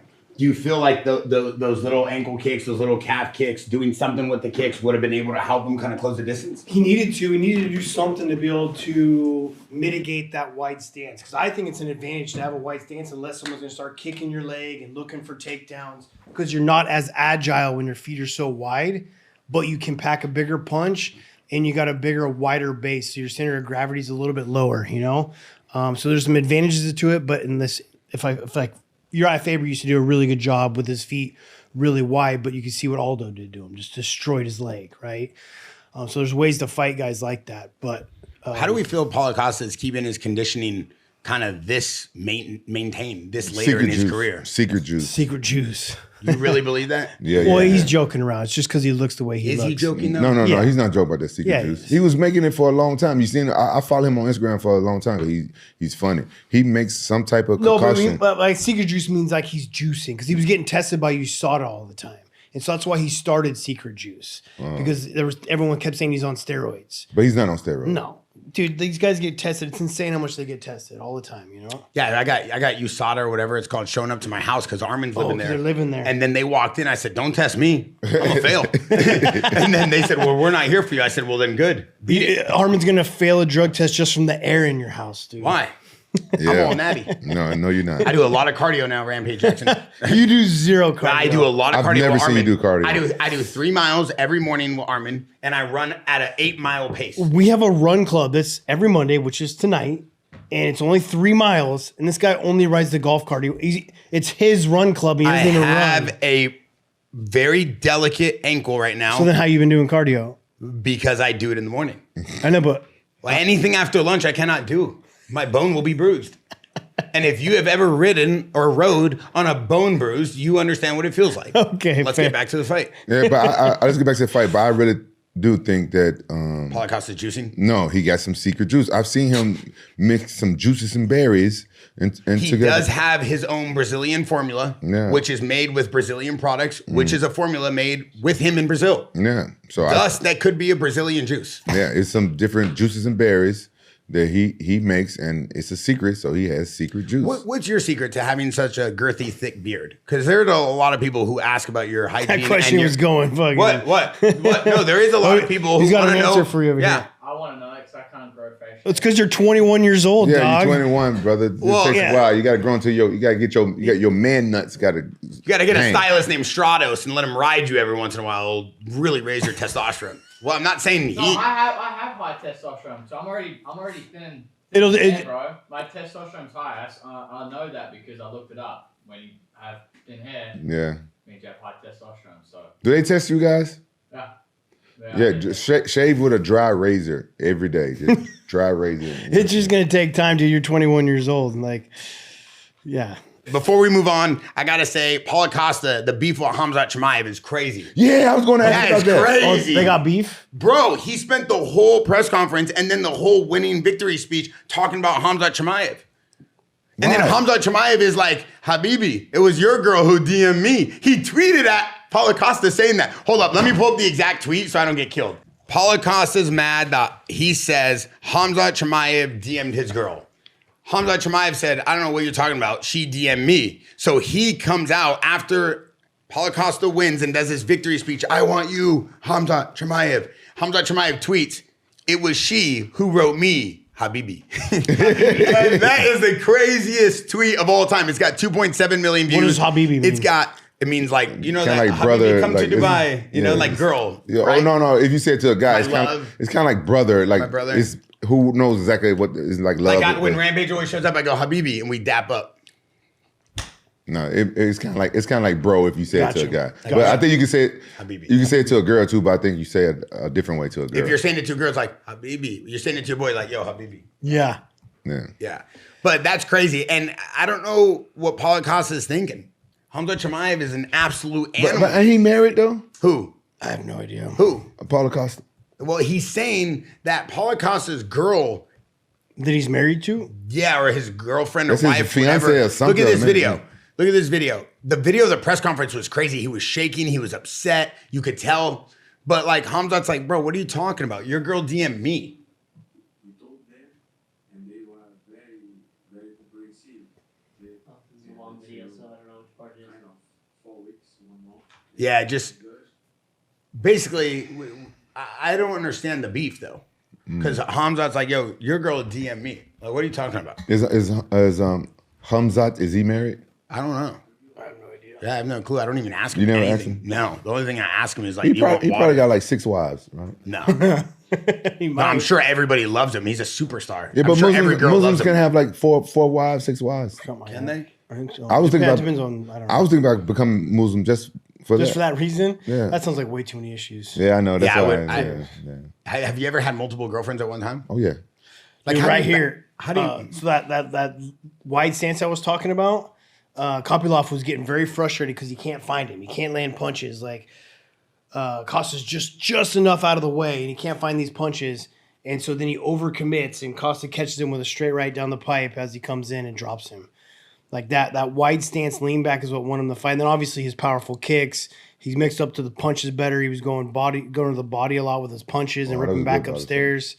I thought Costa looked great. So if he lost his last 2 fights, he looked amazing in this fight. I think he's very marketable and a great way to push. And I think that's maybe another reason why he needs to talk so much about Chimaev right now, because it's going to help him push him up to the top. Chimaev wins this belt. You know, you win another fight, you get a title shot. So create that drama as much as possible, you know? Yeah, 100%. I agree with you 100%. I'd tell my chick to DM him again. So one thing that I do want to say is Paulo Costa seems like he hasn't missed a step. No, he looks Still- good, man. He still looks good. I actually think he looks better. I think he looks better. Whatever Better than his when time. he fought Luke Rockhold. Yeah, but when his time off, I feel like he looks better. Like his cardio was really good. His combos were crisp. He like was going head, body, head.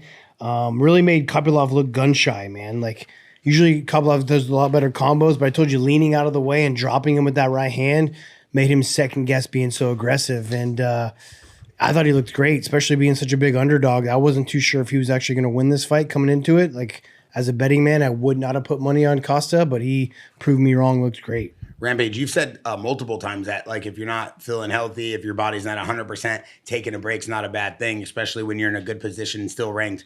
I feel like since the Strickland fight, I mean, we saw what he did with Strickland, Paulo Costa. I feel like he got enough time to recover. But do you think he has enough for what it takes to fight a guy like Khamzat Chimaev? Well, they're both beasts and stuff like that. I want to see Costa. I want to see his grappling a little bit more because he has great striking. I want to see him grapple a little bit more, but I think Costa can hold his own against anybody in that division. You know, he looks like he's well rested. He looks focused. He's in great shape. He didn't slow down not one bit. He had a great game plan. I'm always gonna be a Paulo Costa fan. Yeah, dude. It's crazy. From 2012 to 2019, Paulo Costa never lost, and his first loss was to Izzy. And then Marvin Vittori, and then he beat Luke, and then that lost Izzy to Whitaker. fight like broke him, dude. I know. Like Izzy just got in his head and like manhandled and made him look horrible, like humiliated him on TV. Remember, like he had him on all fours after he dropped him and like dry humped him during the fight. Oh, that was him. I didn't know that. Yeah. It's crazy though to think that you could go, 8 years, 7 years without losing a fight, have one fight, and then let that kind of. Oh, dude, it happens all the time. Confidence. Like Brow was on a 10-year win streak, won 36 fights in a row. I beat him and his career fell apart. Like Garbrandt was undefeated. I beat him and he lost 6 in a row, right? Like confidence is so much in any kind of competition. And then in fighting, especially. But you got this guy over here winning races. He ain't doing it unless he's confident. You got to be believing in every skill, everything you're doing. And as soon as you start second guessing that you're as good as you thought you were, you're not going to win the fight. I feel like this was exactly what happened to Jose Aldo when Conor McGregor knocked him out. You remember? Because he was undefeated for 5 years at the time, right? And then he got knocked out like right away in the first round. Yeah. And he hasn't been the same since. Yeah. But, I mean, he took some time off. Costa did. And he came back and looked great. I mean, this is a fight he wasn't supposed to win, and I thought he put it together awesome and looked amazing. Do you think he did ayahuasca? I have no idea. Rampage with the journalism today. Well, I'm just saying because he just looks like a Reinvented? different. Yeah, it looks Looks like he went reinvented. to the Joshua Tree, hit a little reset. I don't back. I don't think. I'm just saying it, but I don't think ayahuasca is good for fighters Why not? because of just the only reason why I say that is because of Anthony Joshua. I mean, Deontay Wilder. Deontay Wilder. I knew you were going to say that. Because of Deontay Wilder. That's crazy. You don't know what's going on outside of that as well, too, right? Like, No, because I heard you shit yourself and you throw up. Like, Okay. Well, that has nothing to do That with has your mindset. nothing to do. Come on. Well, but you go through like you find yourself and you have to. It shows you all your weaknesses and you can fixate on that stuff. And then ego. Yeah, but think about this: as a grown man, you're not supposed to shit yourself. But That would just ruin you in any field. You're like, damn, I just shit myself, and everybody there knows you shitted yourself. Never had anything slip out. No, I never even sharded before. Never. in my life. Never. You've never had anything leak out. Never sharded. I have. You have? Oh, yeah. You shit yourself before? 100%. As a grown man? As a grown man. Yeah. You could have just waited till you get home. It wasn't about that I had to go to the bathroom so bad that I shit myself. It was like I would make weight, especially wrestling in college.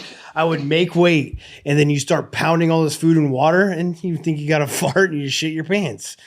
It happened it happened 6 times in one season. Crazy. Right, yeah. Yeah. You're a serial sharder. Yeah. So you just could shart on command. Not on command. I just like. And then you had to wrestle somebody with shitty booty? That is No, I would change, dude. Oh, listen to this story. He had the singlet filled with No, yeah, listen to this story. So I'm at Nationals, right? The biggest tournament of the year. I'm warming up. So you weigh in the morning, you wrestle your first match 2 hours later, and I'm on the mat warming up, getting ready. I'm 133, so I'm the second weight class up. I'm warming up, and I shoot a single leg with my wrestling partner, Dean. I go and like pick his leg up and just shit my pants. And I'm like, I got my singlet on, I got my underwear on, everything. My dad comes down to talk to me because they're up in the stands. Come talk to me. He's like, hey, Dad, I need your underwear. He's like, what do you mean? It's like, shit my pants. I need to go change. I didn't have any extra underwear on me. I'm not going to go free ball in my wrestling singlet. No, they can see everything. Yeah. No. Oh, yeah. Oh, Yeah. yeah. So I had to use my dad's underwear at Nationals.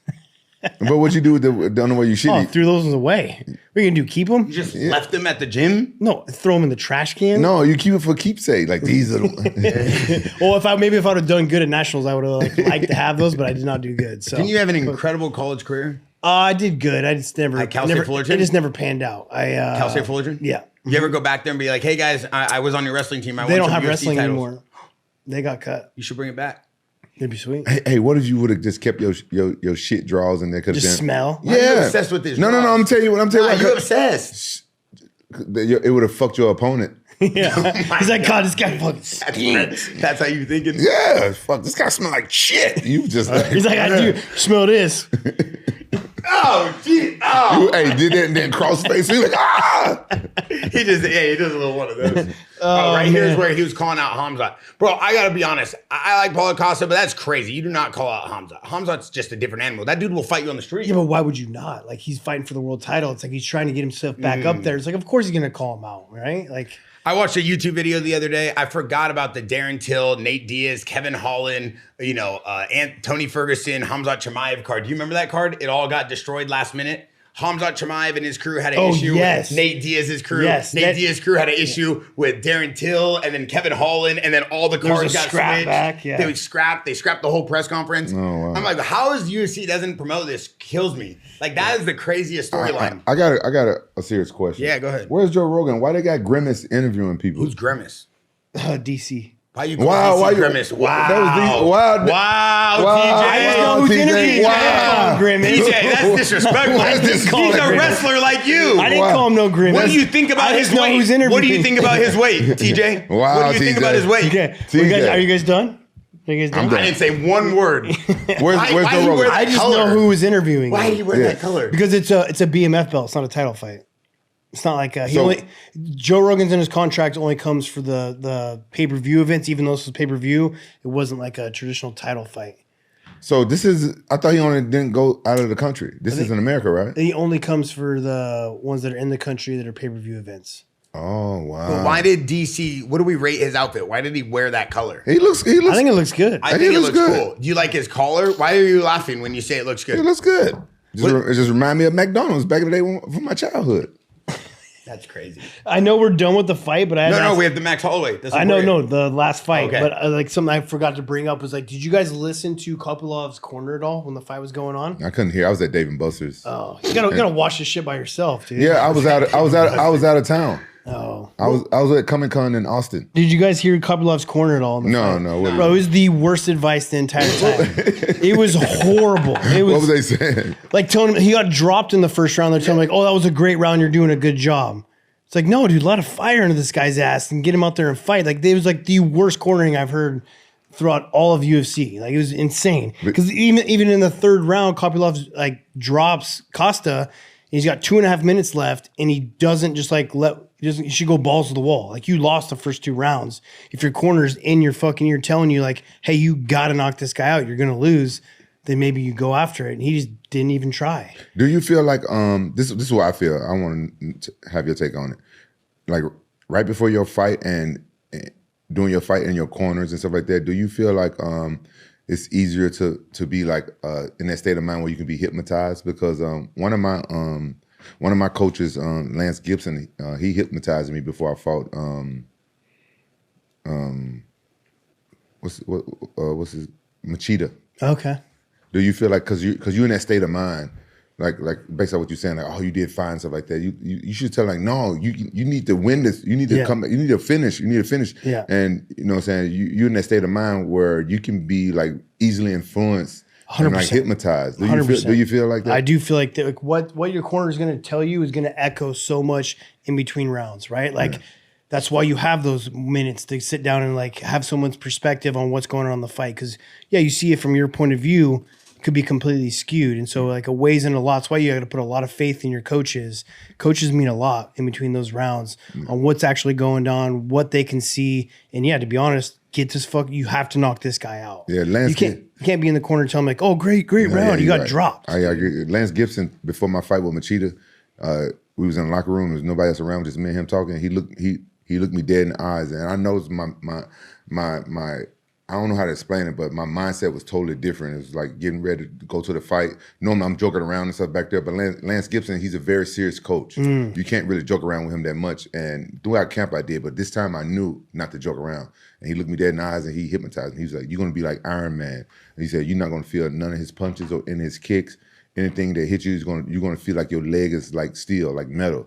And sure enough, in the fight, I felt like Iron Man. Do you feel like that was just him trying to help you manifest your feelings and your emotions? Like you really feel that's kind of like hypnotizing, right? Is manifesting. Yeah. I don't know what he was trying to do, but I never will forget that, you know. Wow. And I felt like I never thought I could ever be hypnotized because the way that my mind is set up, I just didn't believe in that type of stuff. But during the fight, sure enough, nothing he hit me with hurt. I didn't feel no pain in there. You felt the next day?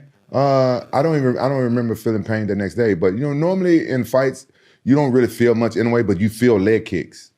You know what I'm saying? You feel body shots, you feel leg kicks, but other stuff you really don't feel because your adrenaline going, right? Yeah. Yeah. Yeah, I can't imagine someone hypnotizing you. Yeah. Joking. No joking. Yeah, I never thought I could, but yeah, I was Iron. When I was fighting him, I was Iron Man, and my legs. But during the fight, did you think you were Iron Man? Yeah, I thought I was Iron Man. I knew I wasn't going to feel any pain, and none he threw at me, no kicks and nothing like that. I didn't feel any of the pain, so it didn't bother me. So I had that. To me, I had that edge going on. Like I'm not going to feel this shit, so I'm just going to go. Did you ever feel throughout the fight you had to like talk to your thing and be like, "Yo, can you like?" Or you No. had like one of those like things in your chest. Yeah. Did you ever feel like you had to touch this area for the Voltron to make sure it was plugged? It's not Voltron. It's Jarvis. You dumb fuck. You don't know shit about Iron Man. Oh, I'm sorry, I don't watch dinosaurs and cartoons at night. Too busy studying the UFC recap. You should be at Dave and Buster's Who's watching Jarvis? fights. Who's Jarvis? Jarvis is the AI that runs the fucking suit for Iron Man. Oh, he really does think he's Iron Man, dude. No, I did for that fight.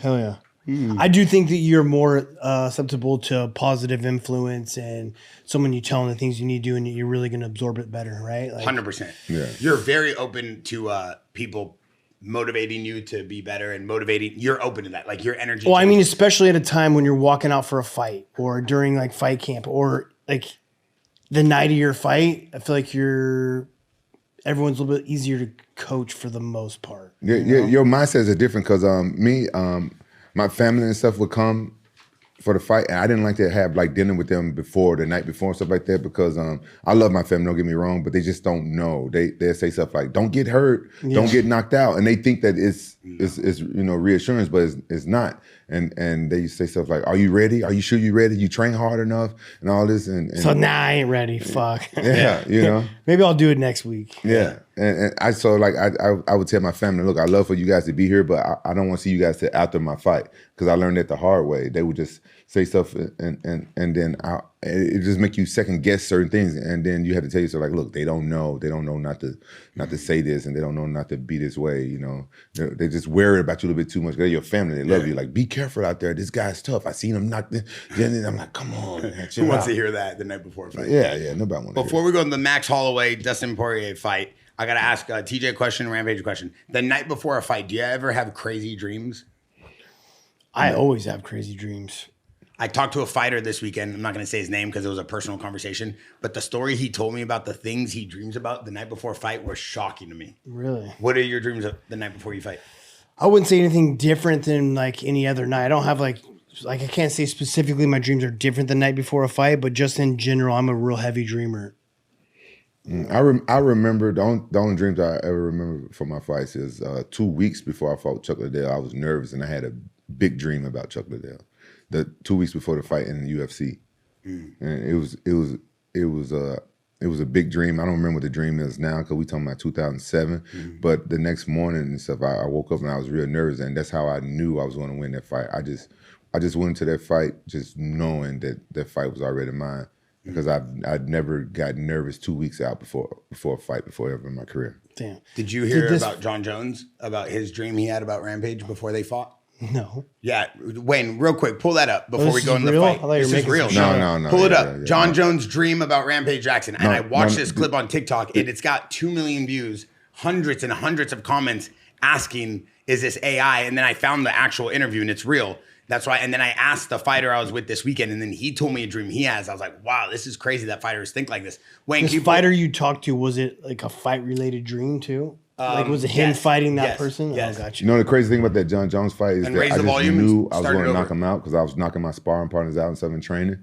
But he did throw off everything. He threw it because it's a mental battle at first. Yeah. He threw off everything, crawling into that fucking cage and starting to fight down there. And I almost like wanted to kick him in his face. Start it over, Wayne, and then play it so TJ could hear. I kept having these nightmares that I would get knocked out. I've seen this. And no matter how the fight played out, I would always get knocked out. And it was always within the first 30 seconds of the fight. So, one scenario I'd run out, he'd run at me, swing a huge overhand right. The other, he'd throw a right uppercut. And another dream, it was a left hook. And I couldn't avoid this inevitable knockout that I was going to experience. He was going to get knocked out that night. I just couldn't avoid these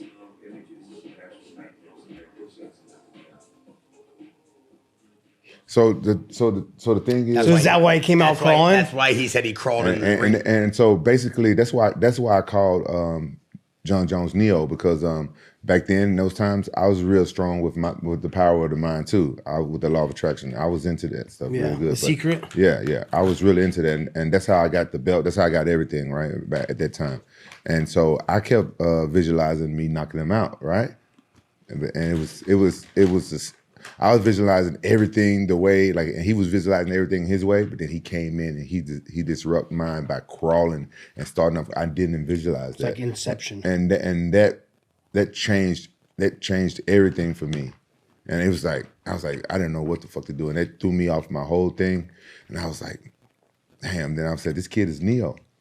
It's interesting because what the fighter talked to me about was kind of similar to what Rampage is saying, that a lot of fighters, no matter how much preparation, how much time you've had, and this is from a fighter's perspective, if you think too much about losing a fight, like you're too worried about losing it rather than you're too worried about winning it, you actually you lose in your mind before you get there. Yeah. So he was telling me the night before he fights, he likes to sit down and watch a movie, something of comedy, young, that reminds him when he was a kid, try to take his mind off the fighting, try to get some sleep.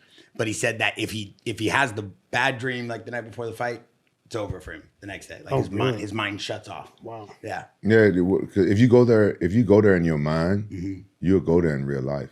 Yeah. If you can visualize, like when I lift weights, I'm not strong at lifting weights, and my coach, he's very strong. He's way stronger than me, and sometimes he thinks I'm stronger than what I'm supposed to be. Right, so I try to lift it first, and I can't do it. I have to go in my mind. And I have to see myself like, yeah, I can do this. I can lift this weight. So I see in my mind like me lifting that weight, then I can do it. And it's just the power of the mind. And I used to be really good at it.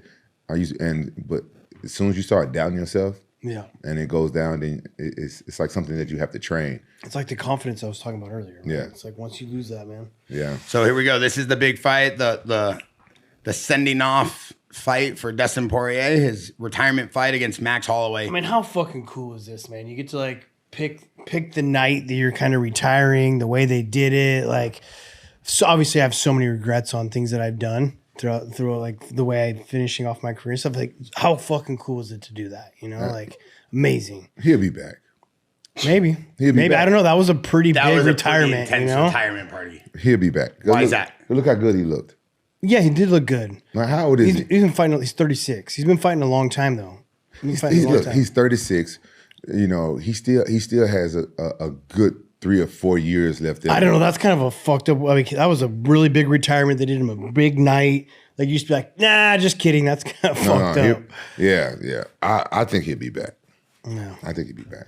I think everybody has their own reasons for why they're retiring. But yeah, like Rampage said, I mean, he does look insane. He looked good. Retire at this level. I mean, I would say he's still at the height of his game. He's definitely maybe not as sharp as he used to be, but he's still insanely good. Wait, I didn't see. I don't think he missed a step. Like, 30, 36 is not old for an MMA fighter. Number one, because I would say arguably you at your prime at 35 as a professional athlete. 35? Yeah, and MMA. There's a study there's a statistics that came out that like no one over 35 in the lighter weight divisions have like won titles.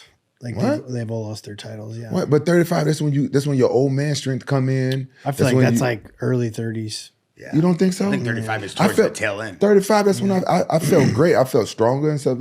At 35, I was fucking more. My dick game got better. I was throwing bitches' legs. I was like, I think that's just when you got super rich, so it was easy for you to get chicks. So you thought it was better, but driving a Lambo. Yeah, you had 7 cars. I think 27 to 31 is the prime years. Oh, yeah, okay. I'd say so. And that's when your body also too, it gets to a certain point where your body, it doesn't stunt your growth, but your body stops generating that a lot of natural, like I would say, recovery on its own. We'll leave it at that. So I think that one thing that's important to recognize is also the damage that your body gets while fighting. I think he also wants to retire healthy and happy. Yeah, that's a good point. So I think that one thing that people And I think talk about. he made some good checks fighting McGregor, and I think he's done really well for himself outside of like financially setting himself up. Do you think he's McGregor's kryptonite? Do you think he's the downfall of McGregor? Well, I think McGregor's his own downfall. I mean, it's hard. Like once you get that big, have that much money. It's like, Do you like McGregor or you guys still have issues? I've never really had issues with him. It was just like that whole thing with the Ultimate Fighter. I never had an issue with him. It was just kind of like. Is it true you tried to beat him up back in the behind the scenes of the Ultimate Fighter? Like, No, I wish I would have. I wish I would have been Because like. from what I heard, not to cut you off, Rampage knows. We've heard from a very valid source that when McGregor was walking through the hallways at the Ultimate Fighter when you guys were filming in Vegas, you shut the door and you said, "It's just me and you now." I wish I would have done that. That'd have been sweet. That's That'd have been what we fucking heard. gangster. That's what we if I heard. would've done Yeah. that. Really? We heard you went gangster. That's Yeah. what I did. Would you have killed him? No, I mean, he's a great guy. He's a great fighter as well, too. He's big, but I mean, I feel like my skills could have been great, especially when he was fighting 45s and he wasn't as big as he is now. Like, it would have been. But you're big now too. Yeah, I wish there would. I have one fucking arm though, but it would have been perfect timing. Like, I look back on certain things in my career, and that's one of them. To where, like, when I walked out, I just defended my belt against Barao, and I walked out knowing that Uriah was coaching against McGregor, and he like called me out, called me a snake in the grass, and I was like all hungover from the night before. Who called you that? McGregor. Oh, okay. He was calling me a snake in the grass because I was training with Dwayne rather than Alpha Male. And we went and partied our ass off the night before. And I'm like in my sweatpants, all drinking a coffee, trying to feel better for the show. And he's like calling me out. And I just kind of like went with it and didn't like stand up for myself at all.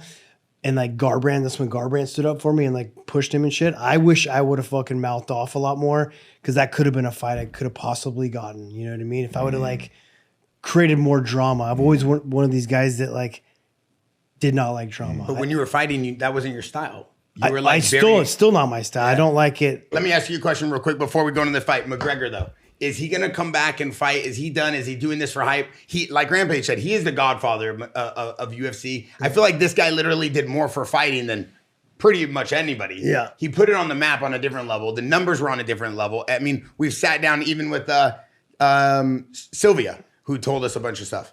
And so it's like, I just feel like he's got to come back and get one more. We got to send him off the right way. Yeah, but unfortunately, I think if he does come back, I wouldn't be sending him off the right way. Like he's not going to look the same. You know, He's had too much time off and not been taking it serious. Like when he was hungry and like he was trying to make a name for himself and was making a name for himself, like that's what you want to see. Like kind of want to remember that. If he comes back, it might just continue to tarnish what he's already done. You know, Yeah, you think? I don't know if he should come back. You think Dana upset with him about that dick pic scandal? That's not real. That's really his hog with the weights tied to it. Yeah, it must be. I was watching Rampage's live stream, and then Rampage was like, "Oh, I just got this photo," and I was like, "Oh, that's gotta be AI." Aiden Ross sent me a text of Conor McGregor's hog. Wait, So I actually don't even know really what happened. So he tied a weight to his penis and sent it no, to he him. didn't tie it. He was just doing training, and that's just one of I his think routines. his penis is like an elephant Trunk? and it was picking up weights and lifting weights, and he sent that video to a girl. That's the story I heard. Wait, is it real thought or you was said it you seen AI? it. No. When Aiden Ross sent me the picture, I only looked at it for a second, but it was cut off. You couldn't see the whole thing. That's how big that motherfucker was. It went down the fucking page. Have you messaged him since? Been like, "Yo, could you give me any approximate size, like Who? variances?" McGregor. I don't even got his number. He won't even send me the selfie we took. the all blacked out picture. Yeah, he got the good one. He wouldn't even send it to me. I don't got his number. But that's the story I heard. I heard that McGregor's penis is like an elephant trunk, and it can go down and pick up weights and do curls and shit with it. And so he sent this damn girl the video, and she was so amazed about it, she leaked it to everybody. He said, told the bitch, "Don't be a rat." But not many people dick can lift weights. So, but it is AI or it was real? No, I heard it was real. They said that nigga dick was lifting weights. Here's a photo of McGregor and Rampage in Saudi Arabia. This is a photo of McGregor. Who took the photo again? Who took this photo? My friend Adele. Adele fucking hates you. Hey, Adele's like putting his finger over it. Yeah, apparently. Because I got a picture of him and McGregor, and he posted it. It was great. Rampage sends me and the boys this photo, and he goes, "Yo, me and McGregor in Dubai."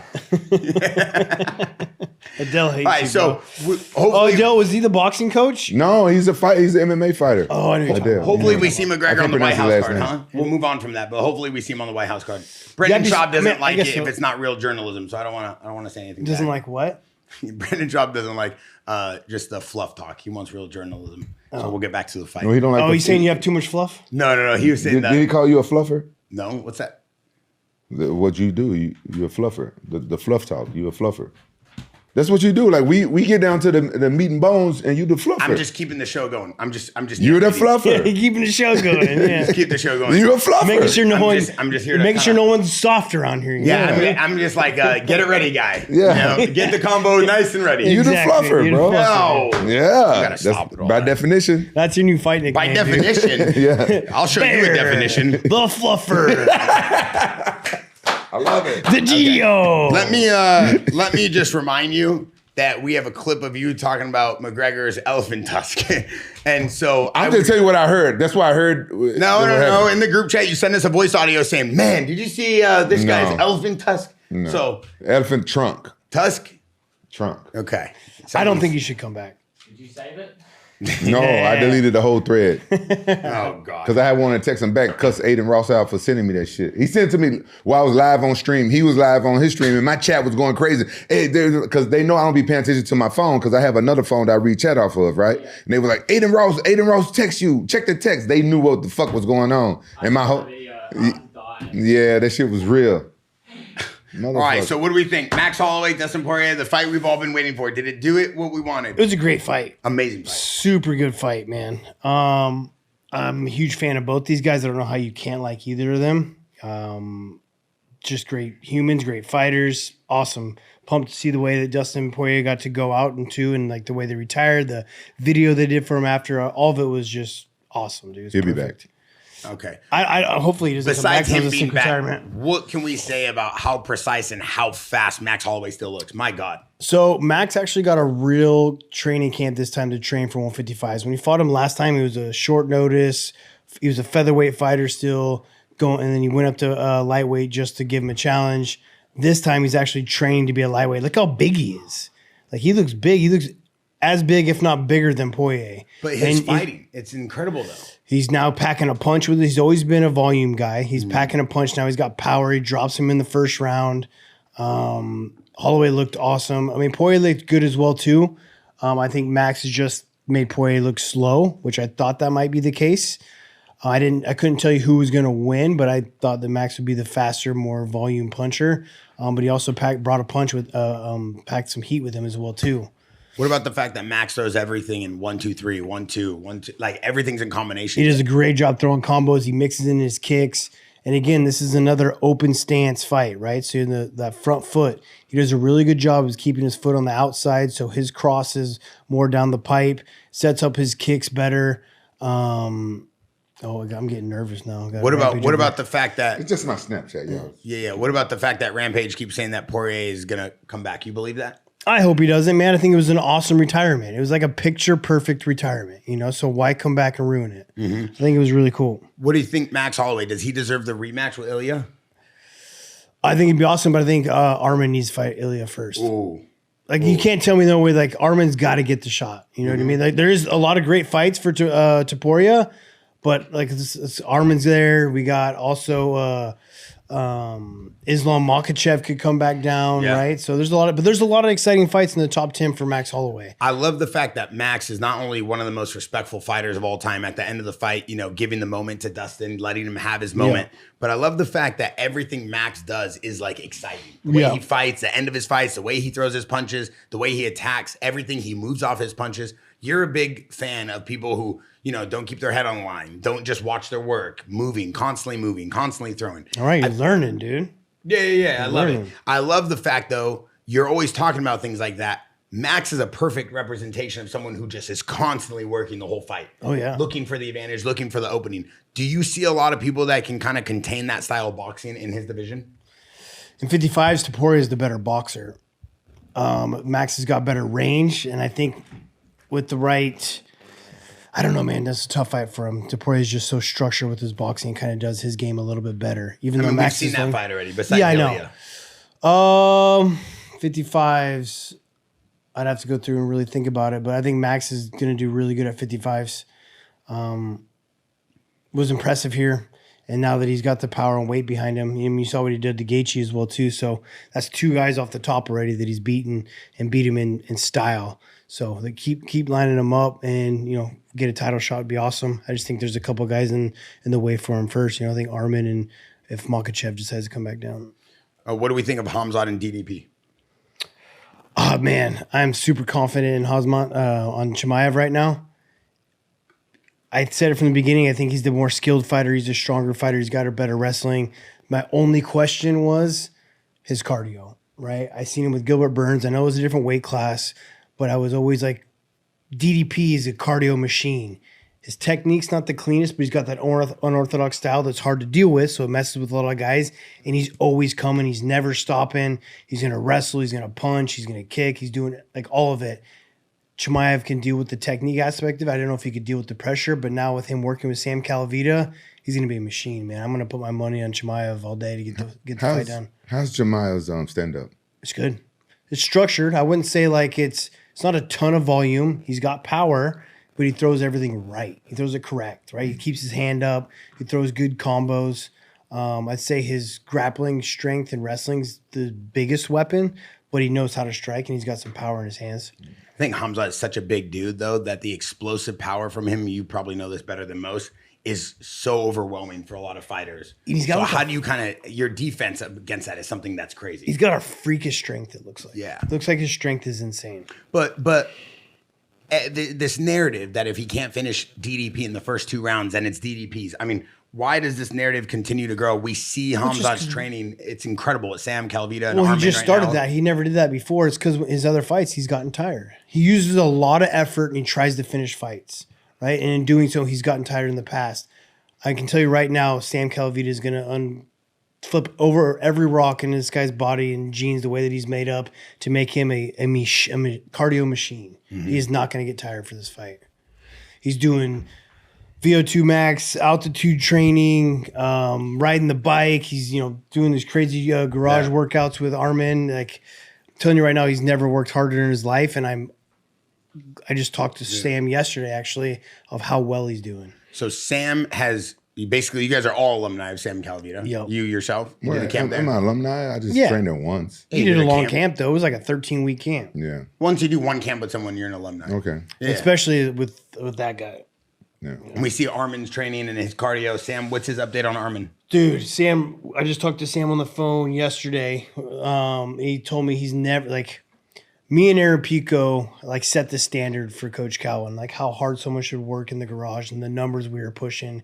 Me, Aaron Pico, and Juan Archuleta, we'd always have these battles back and forth on competing on how, like, who can hold and push the highest watts on the bike, who can do the best with the medicine balls, who was, like, the best conditioned athlete. And me and Pico used to go head to head, and Pico's just an animal. He said that Armin blew Pico's numbers out of the water. He had him do, I guess I don't know if I should get too specific on it, but he did some FTP training that we used to do on the bike. And what Armin did, like, I would never get close to it. Like, You? blew me out of the water. Yeah. Armin? Yeah. Like, for what he did, it was a 30-minute ride, and the watts he was able to hold for 30 minutes straight was insane. That's impressive. Yeah. Almost Well, I like mean- almost over 100 watts more than me for the whole 30 minutes. No way. Bear, you have to understand that bike ride is the thing that made me want to quit fighting. Yeah. That's how hard it is. You've talked about it before. Yeah, that's how hard it is. Armin said it's some of the craziest training he's ever done, but he said it's making him an absolute animal. It is. I mean, you see the way he looks. Yeah, That's so- why he's getting drug tested all the time, too, is because the way he looks. Should he be waiting for the title fight then?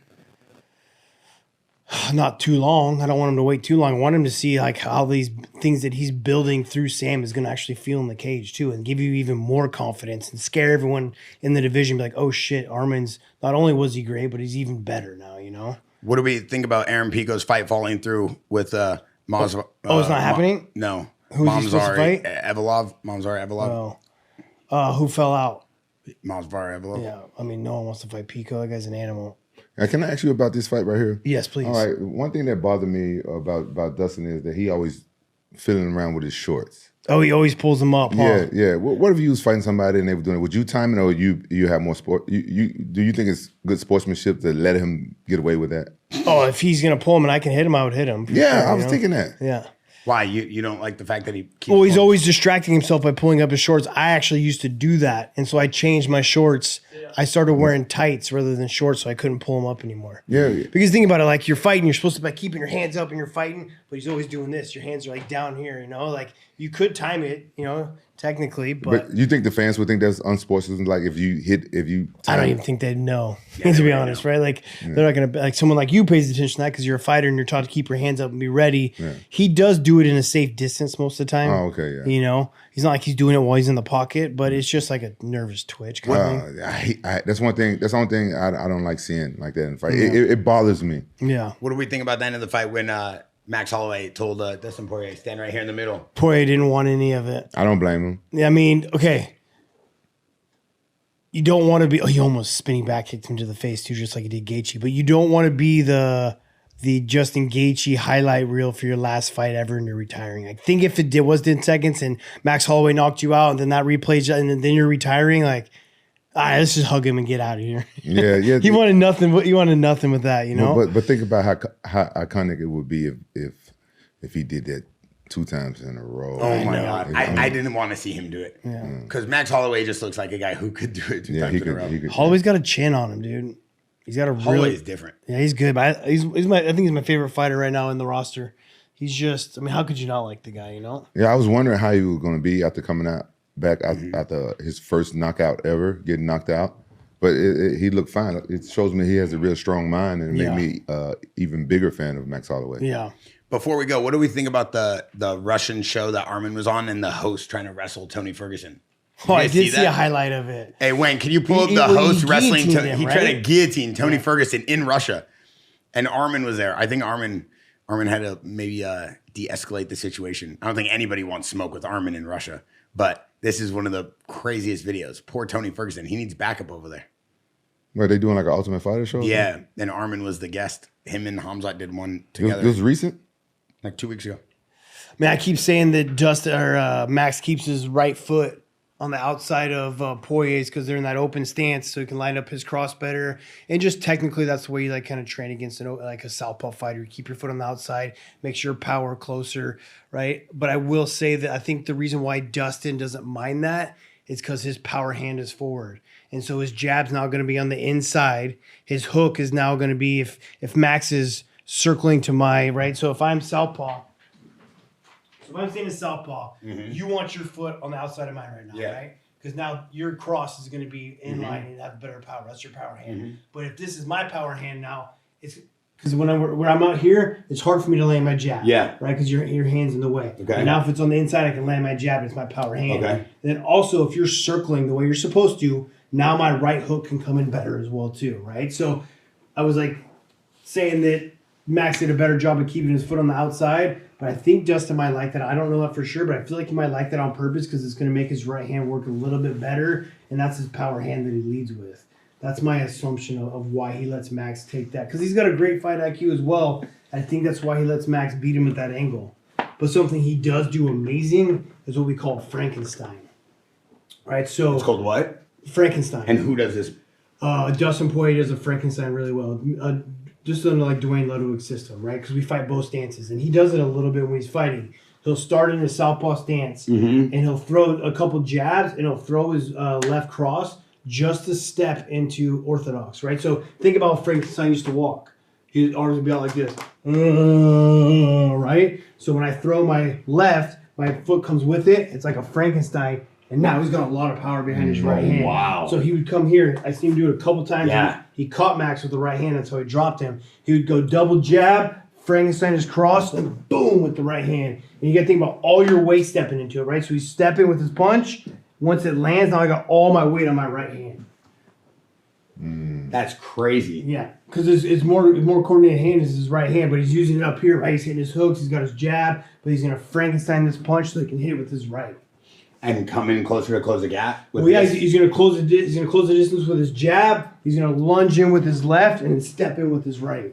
Right now, you want like all my body weight's coming behind. If you knew a fighter like Dustin was going to do that to you, how would you then? Would you then just switch stances if you saw he was going to keep doing that? Well, it's hard to know if he's going to do it or not. Because what if he goes like double jab cross and keeps his stance and he's going kicks, or he can go double jab right and roll out. He can keep good structure. So it's kind of hard in the moment he's going to do this. Now he's switching.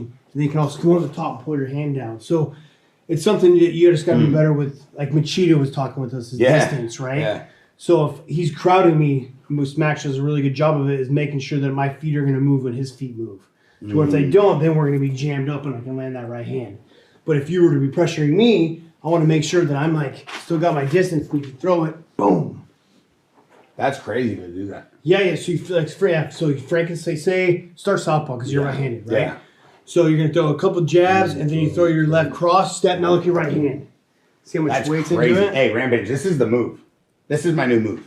I'm using this. And just use, and also because your right hand. Why you shake your head? Jab. 'Cause you're not just gonna do like, that shit. You just like flick your jab. Bro. This is not do anything. Boom. Bro, but you see the way, look at Rampage, you see how I just stay in front of it now. I'm not doing this anymore. You saw that, right? I ain't worried about anything. Yeah, you're not gonna do that. Okay, you're being crazy. Rampage, I'm doing this. Boom, boom. And I come over the top because I already knew he knew the move. So I'm coming over You it. kind of slow when you do that step. Somebody gonna time and knock you the fuck out. But you got they can't. What do you mean? If I wanted to do it fast, I do it in real time. Oh, okay. But it's about Right now I'm learning. Oh, okay. Slow is smooth, smooth is fast. Okay. Wake up. It's about making this jab count, right? Yeah, I'm not just doing this. I'm not pitter pattering playing cupcake.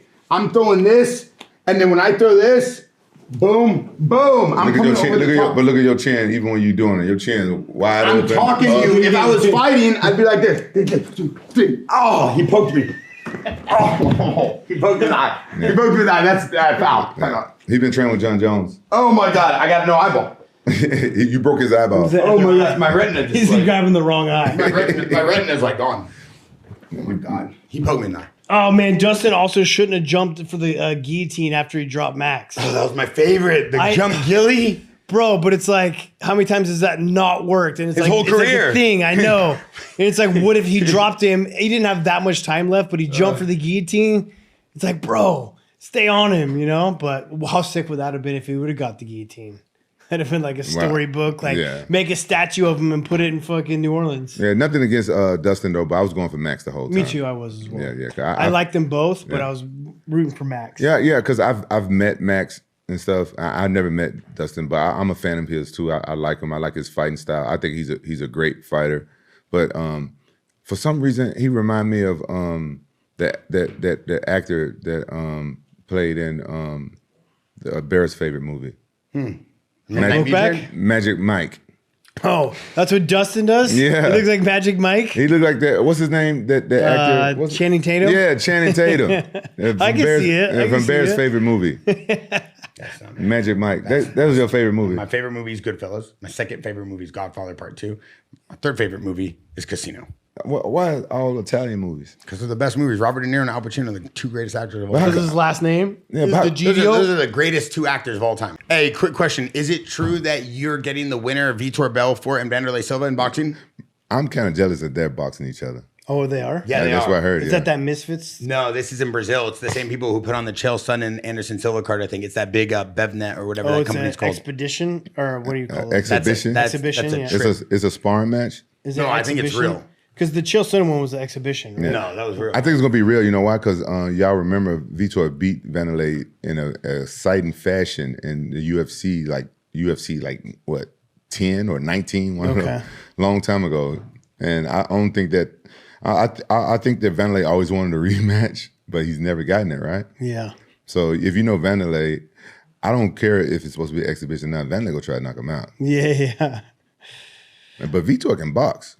He's fat. I mean, seems like he's kept on to some of his speed. Yeah, Vitor can box. He got a lot of different skills. I seem like Vanderlei is he has perfect stand up for MMA because the way he punches, he throws a lot of hooks really fast, and it sets you up for that Muay Thai clinch. And so I don't see his stand up being good for boxing. You know what I'm saying?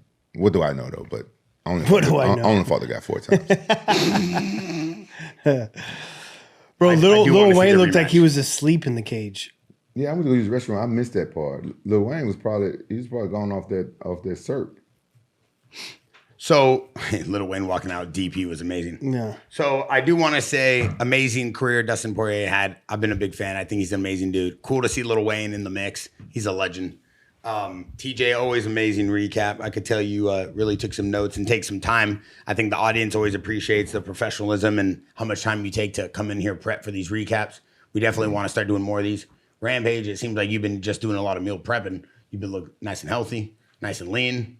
Excited to see you back in the action. Is it true that you're going to be training for a fight? Yes or no? I got no fight on horizon. No? I got no fights booked. I got no fights planned. Do you want to still fight? I want to get a boxing match out the way. How come? Why? Why are you obsessed with trying to get one boxing fight? Because I've done everything else. That? Yeah, I've done every other martial art that I know. I've done wrestling matches, jiu-jitsu tournaments. You've done karate? I've never trained karate. You've done judo? I'm not a judo fighter. Taekwondo? I'm not a taekwondo nigga. I've done Muay Thai fights or kickboxing. Yeah. Wrestling matches, jiu-jitsu, and boxing is my last art that I haven't done a fight. So this is what's going to happen. If I don't get a boxing match on a book soon, I'm just going to do a real fight on Kick one day, just live stream it just for my friends. Oh yeah, do like hold your own promotion kind of thing. Yeah, just do one. Like an MMA fight. Well, let's do that the right way. Let's do that in here. Let's get some money behind you. Yeah, I'm just have to pay an opponent. Yeah, but now you have the cage though. You need the ring. No, we're gonna do it at Santo Performance Studio. We put the ring over there for Coach Yogi, and the is that where it's at now? Yeah, and then the cage is here for the camps now. So we can interview and watch it. Like right now, for all the audience at home, we have a huge window now. So as we do the podcast, we can watch them spar. Yeah. So what we do, we just invite our close friends and just set it up live on stream so the stream can watch it. You're gonna box someone you don't know? I'm boxing somebody I don't know. I just paid somebody to come in. Who would you want me to pay for you to fight? Well, are you a pay? No, I'm just asking. If I could pay someone, who would you want me to pay to fight you? Rashad Evans or Shannon Briggs, one of them two. So if I paid Rashad Evans to fight you and we streamed it on the Jackson Podcast Live and your stream, Kick stream, would we still have to pay you to fight? That's a good question. Why wouldn't you want to pay your brother though? I would. That's what I'm saying. So I could pay you more than I paid the person we. No. Now he's trying to backtrack. I'm trying to double check the budget. No, now he's trying to backtrack. Because what if because it's going to be because it'd be your promotion, it'd be your Kick stream, right? So then you'd be getting paid off a Kick. Yeah, but that's my dog. Yeah, but that wouldn't that it wouldn't generate. It wouldn't. Yeah, but it wouldn't be. If you promote it the right way. Yeah. Listen, at that point, I'd be doing it just to be doing it. Okay, if this was a sparring match. It'd be a sparring fight. But if he want to do it off the Jackson podcast. Yeah. You know what I'm saying? If I was just going to do it for the Kick, it's just for me. But how about this? How about if you give me some sponsors, with nothing come out of your pocket? No, we might be able to figure this out through SC Village, the paintball park. SC Village, the number one paintball park in the world. How about we do it there? No. I'm saying we could have SC Village. We're looking to do something special for it's like our 42-year anniversary this year. Looking to do something special and big. Santo Studios and every Nordstrom nationwide. Rampage is involved. You're involved. It's it's our new fashion house based out of Newport Beach. We have Jackson. Maybe we have enough going on here. We have Wild Society. We have F3. Bro, everything I'm wearing right now, I got Santo shoes. Look, I got the new ones. Hey, look at these are the new Twitch shoes. I know. I sold. What do you have next to these? These Are what size are these? In Nordstrom's, and this is the new training gear called Tempo Comfort. Oh my god, I'm not wearing socks. Oh my god, my toe, dude! I lost my toenail training with Armin. What size are those? Look at I don't have a pinky toe anymore. It fell off. Yeah, it happens all the time. I know it hurts. He kicked me so But damn my hard. point was, I'm wearing Santo shoes, Santo jeans, Santo shirt, Jackson socks. We're going crazy Jackson right now. watch. Shout out to Nordstrom's for supporting MMA and skate culture and helping us bring it back to the streets. I mean, there hasn't been a real brand that really embraces MMA and skate and moto and surf like Santo Studio in years, and Nordstrom's is fully behind us nationwide, 91 stores.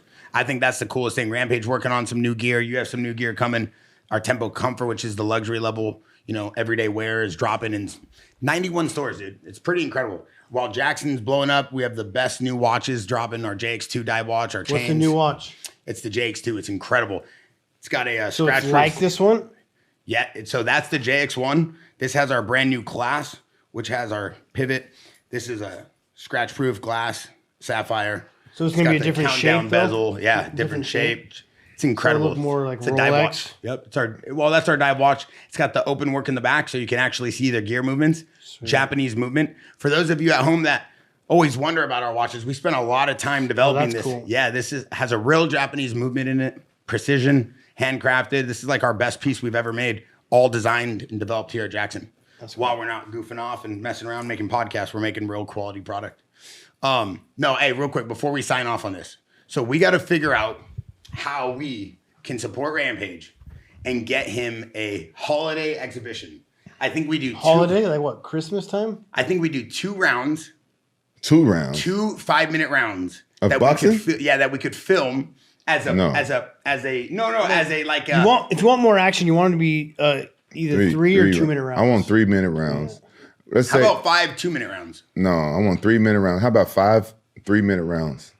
So 5 seems good. 3-minute 15 rounds minutes, yeah. with boxing gloves in a cage. Yeah. In a With what, cage? 10 Nah, ounce? I want No, a you got ring. it in a ring. I want a ring. He wants to do boxing. I want to do boxing. And you can see a ring. You can see better at a ring anyway. But if we do a ring, we got to do it at the Santo Performance Studio. It's all built in with the lights. Well, you know what? You rich. You a billionaire. You can pay somebody to take this out, put the ring in, then put it back afterwards. It's just work. Or just put the ring at SC Village. And we do it at SC Village. Okay. And we can sell. We Now, can sell do tickets. do we need an undercard? It'd probably be better to have like a little undercard. We use we get our guys: Kalen Walsh, Gabe Silva, Khalil Silva, Dean the Great, Well, Scrappy. Kalen Walsh probably got under contract with a promoter with Dana White, so you probably won't be able to get him. But you get Dean, you get Gabe, you get his brother Khalil, right? What about Luke Rockhold? He's on an airplane flight right now to go fight Darren Till. Oh, is that happening soon? It's in 2 weeks. Okay, so he's getting out there early. Yeah, so then he'll come back. Would I still be the main event? You getting on? course. This is your card. It's dude. your card. Right, yeah. That's going to cost you more money. So you could just do one fight and just make it a party. We do one fight, and I'll do a rematch against. And you should fight someone for real though. Don't pay him. Mauricio Rufy. I need my payback. And don't pay him to lose. We can get my son to fight somebody on there. Oh, your son would kill someone on the card. Yeah, he could be I on bet the we can get some up and comers. Yeah, the boxer made my son to fight Maybe him. Mashida's kids could come out here. They could fight some people.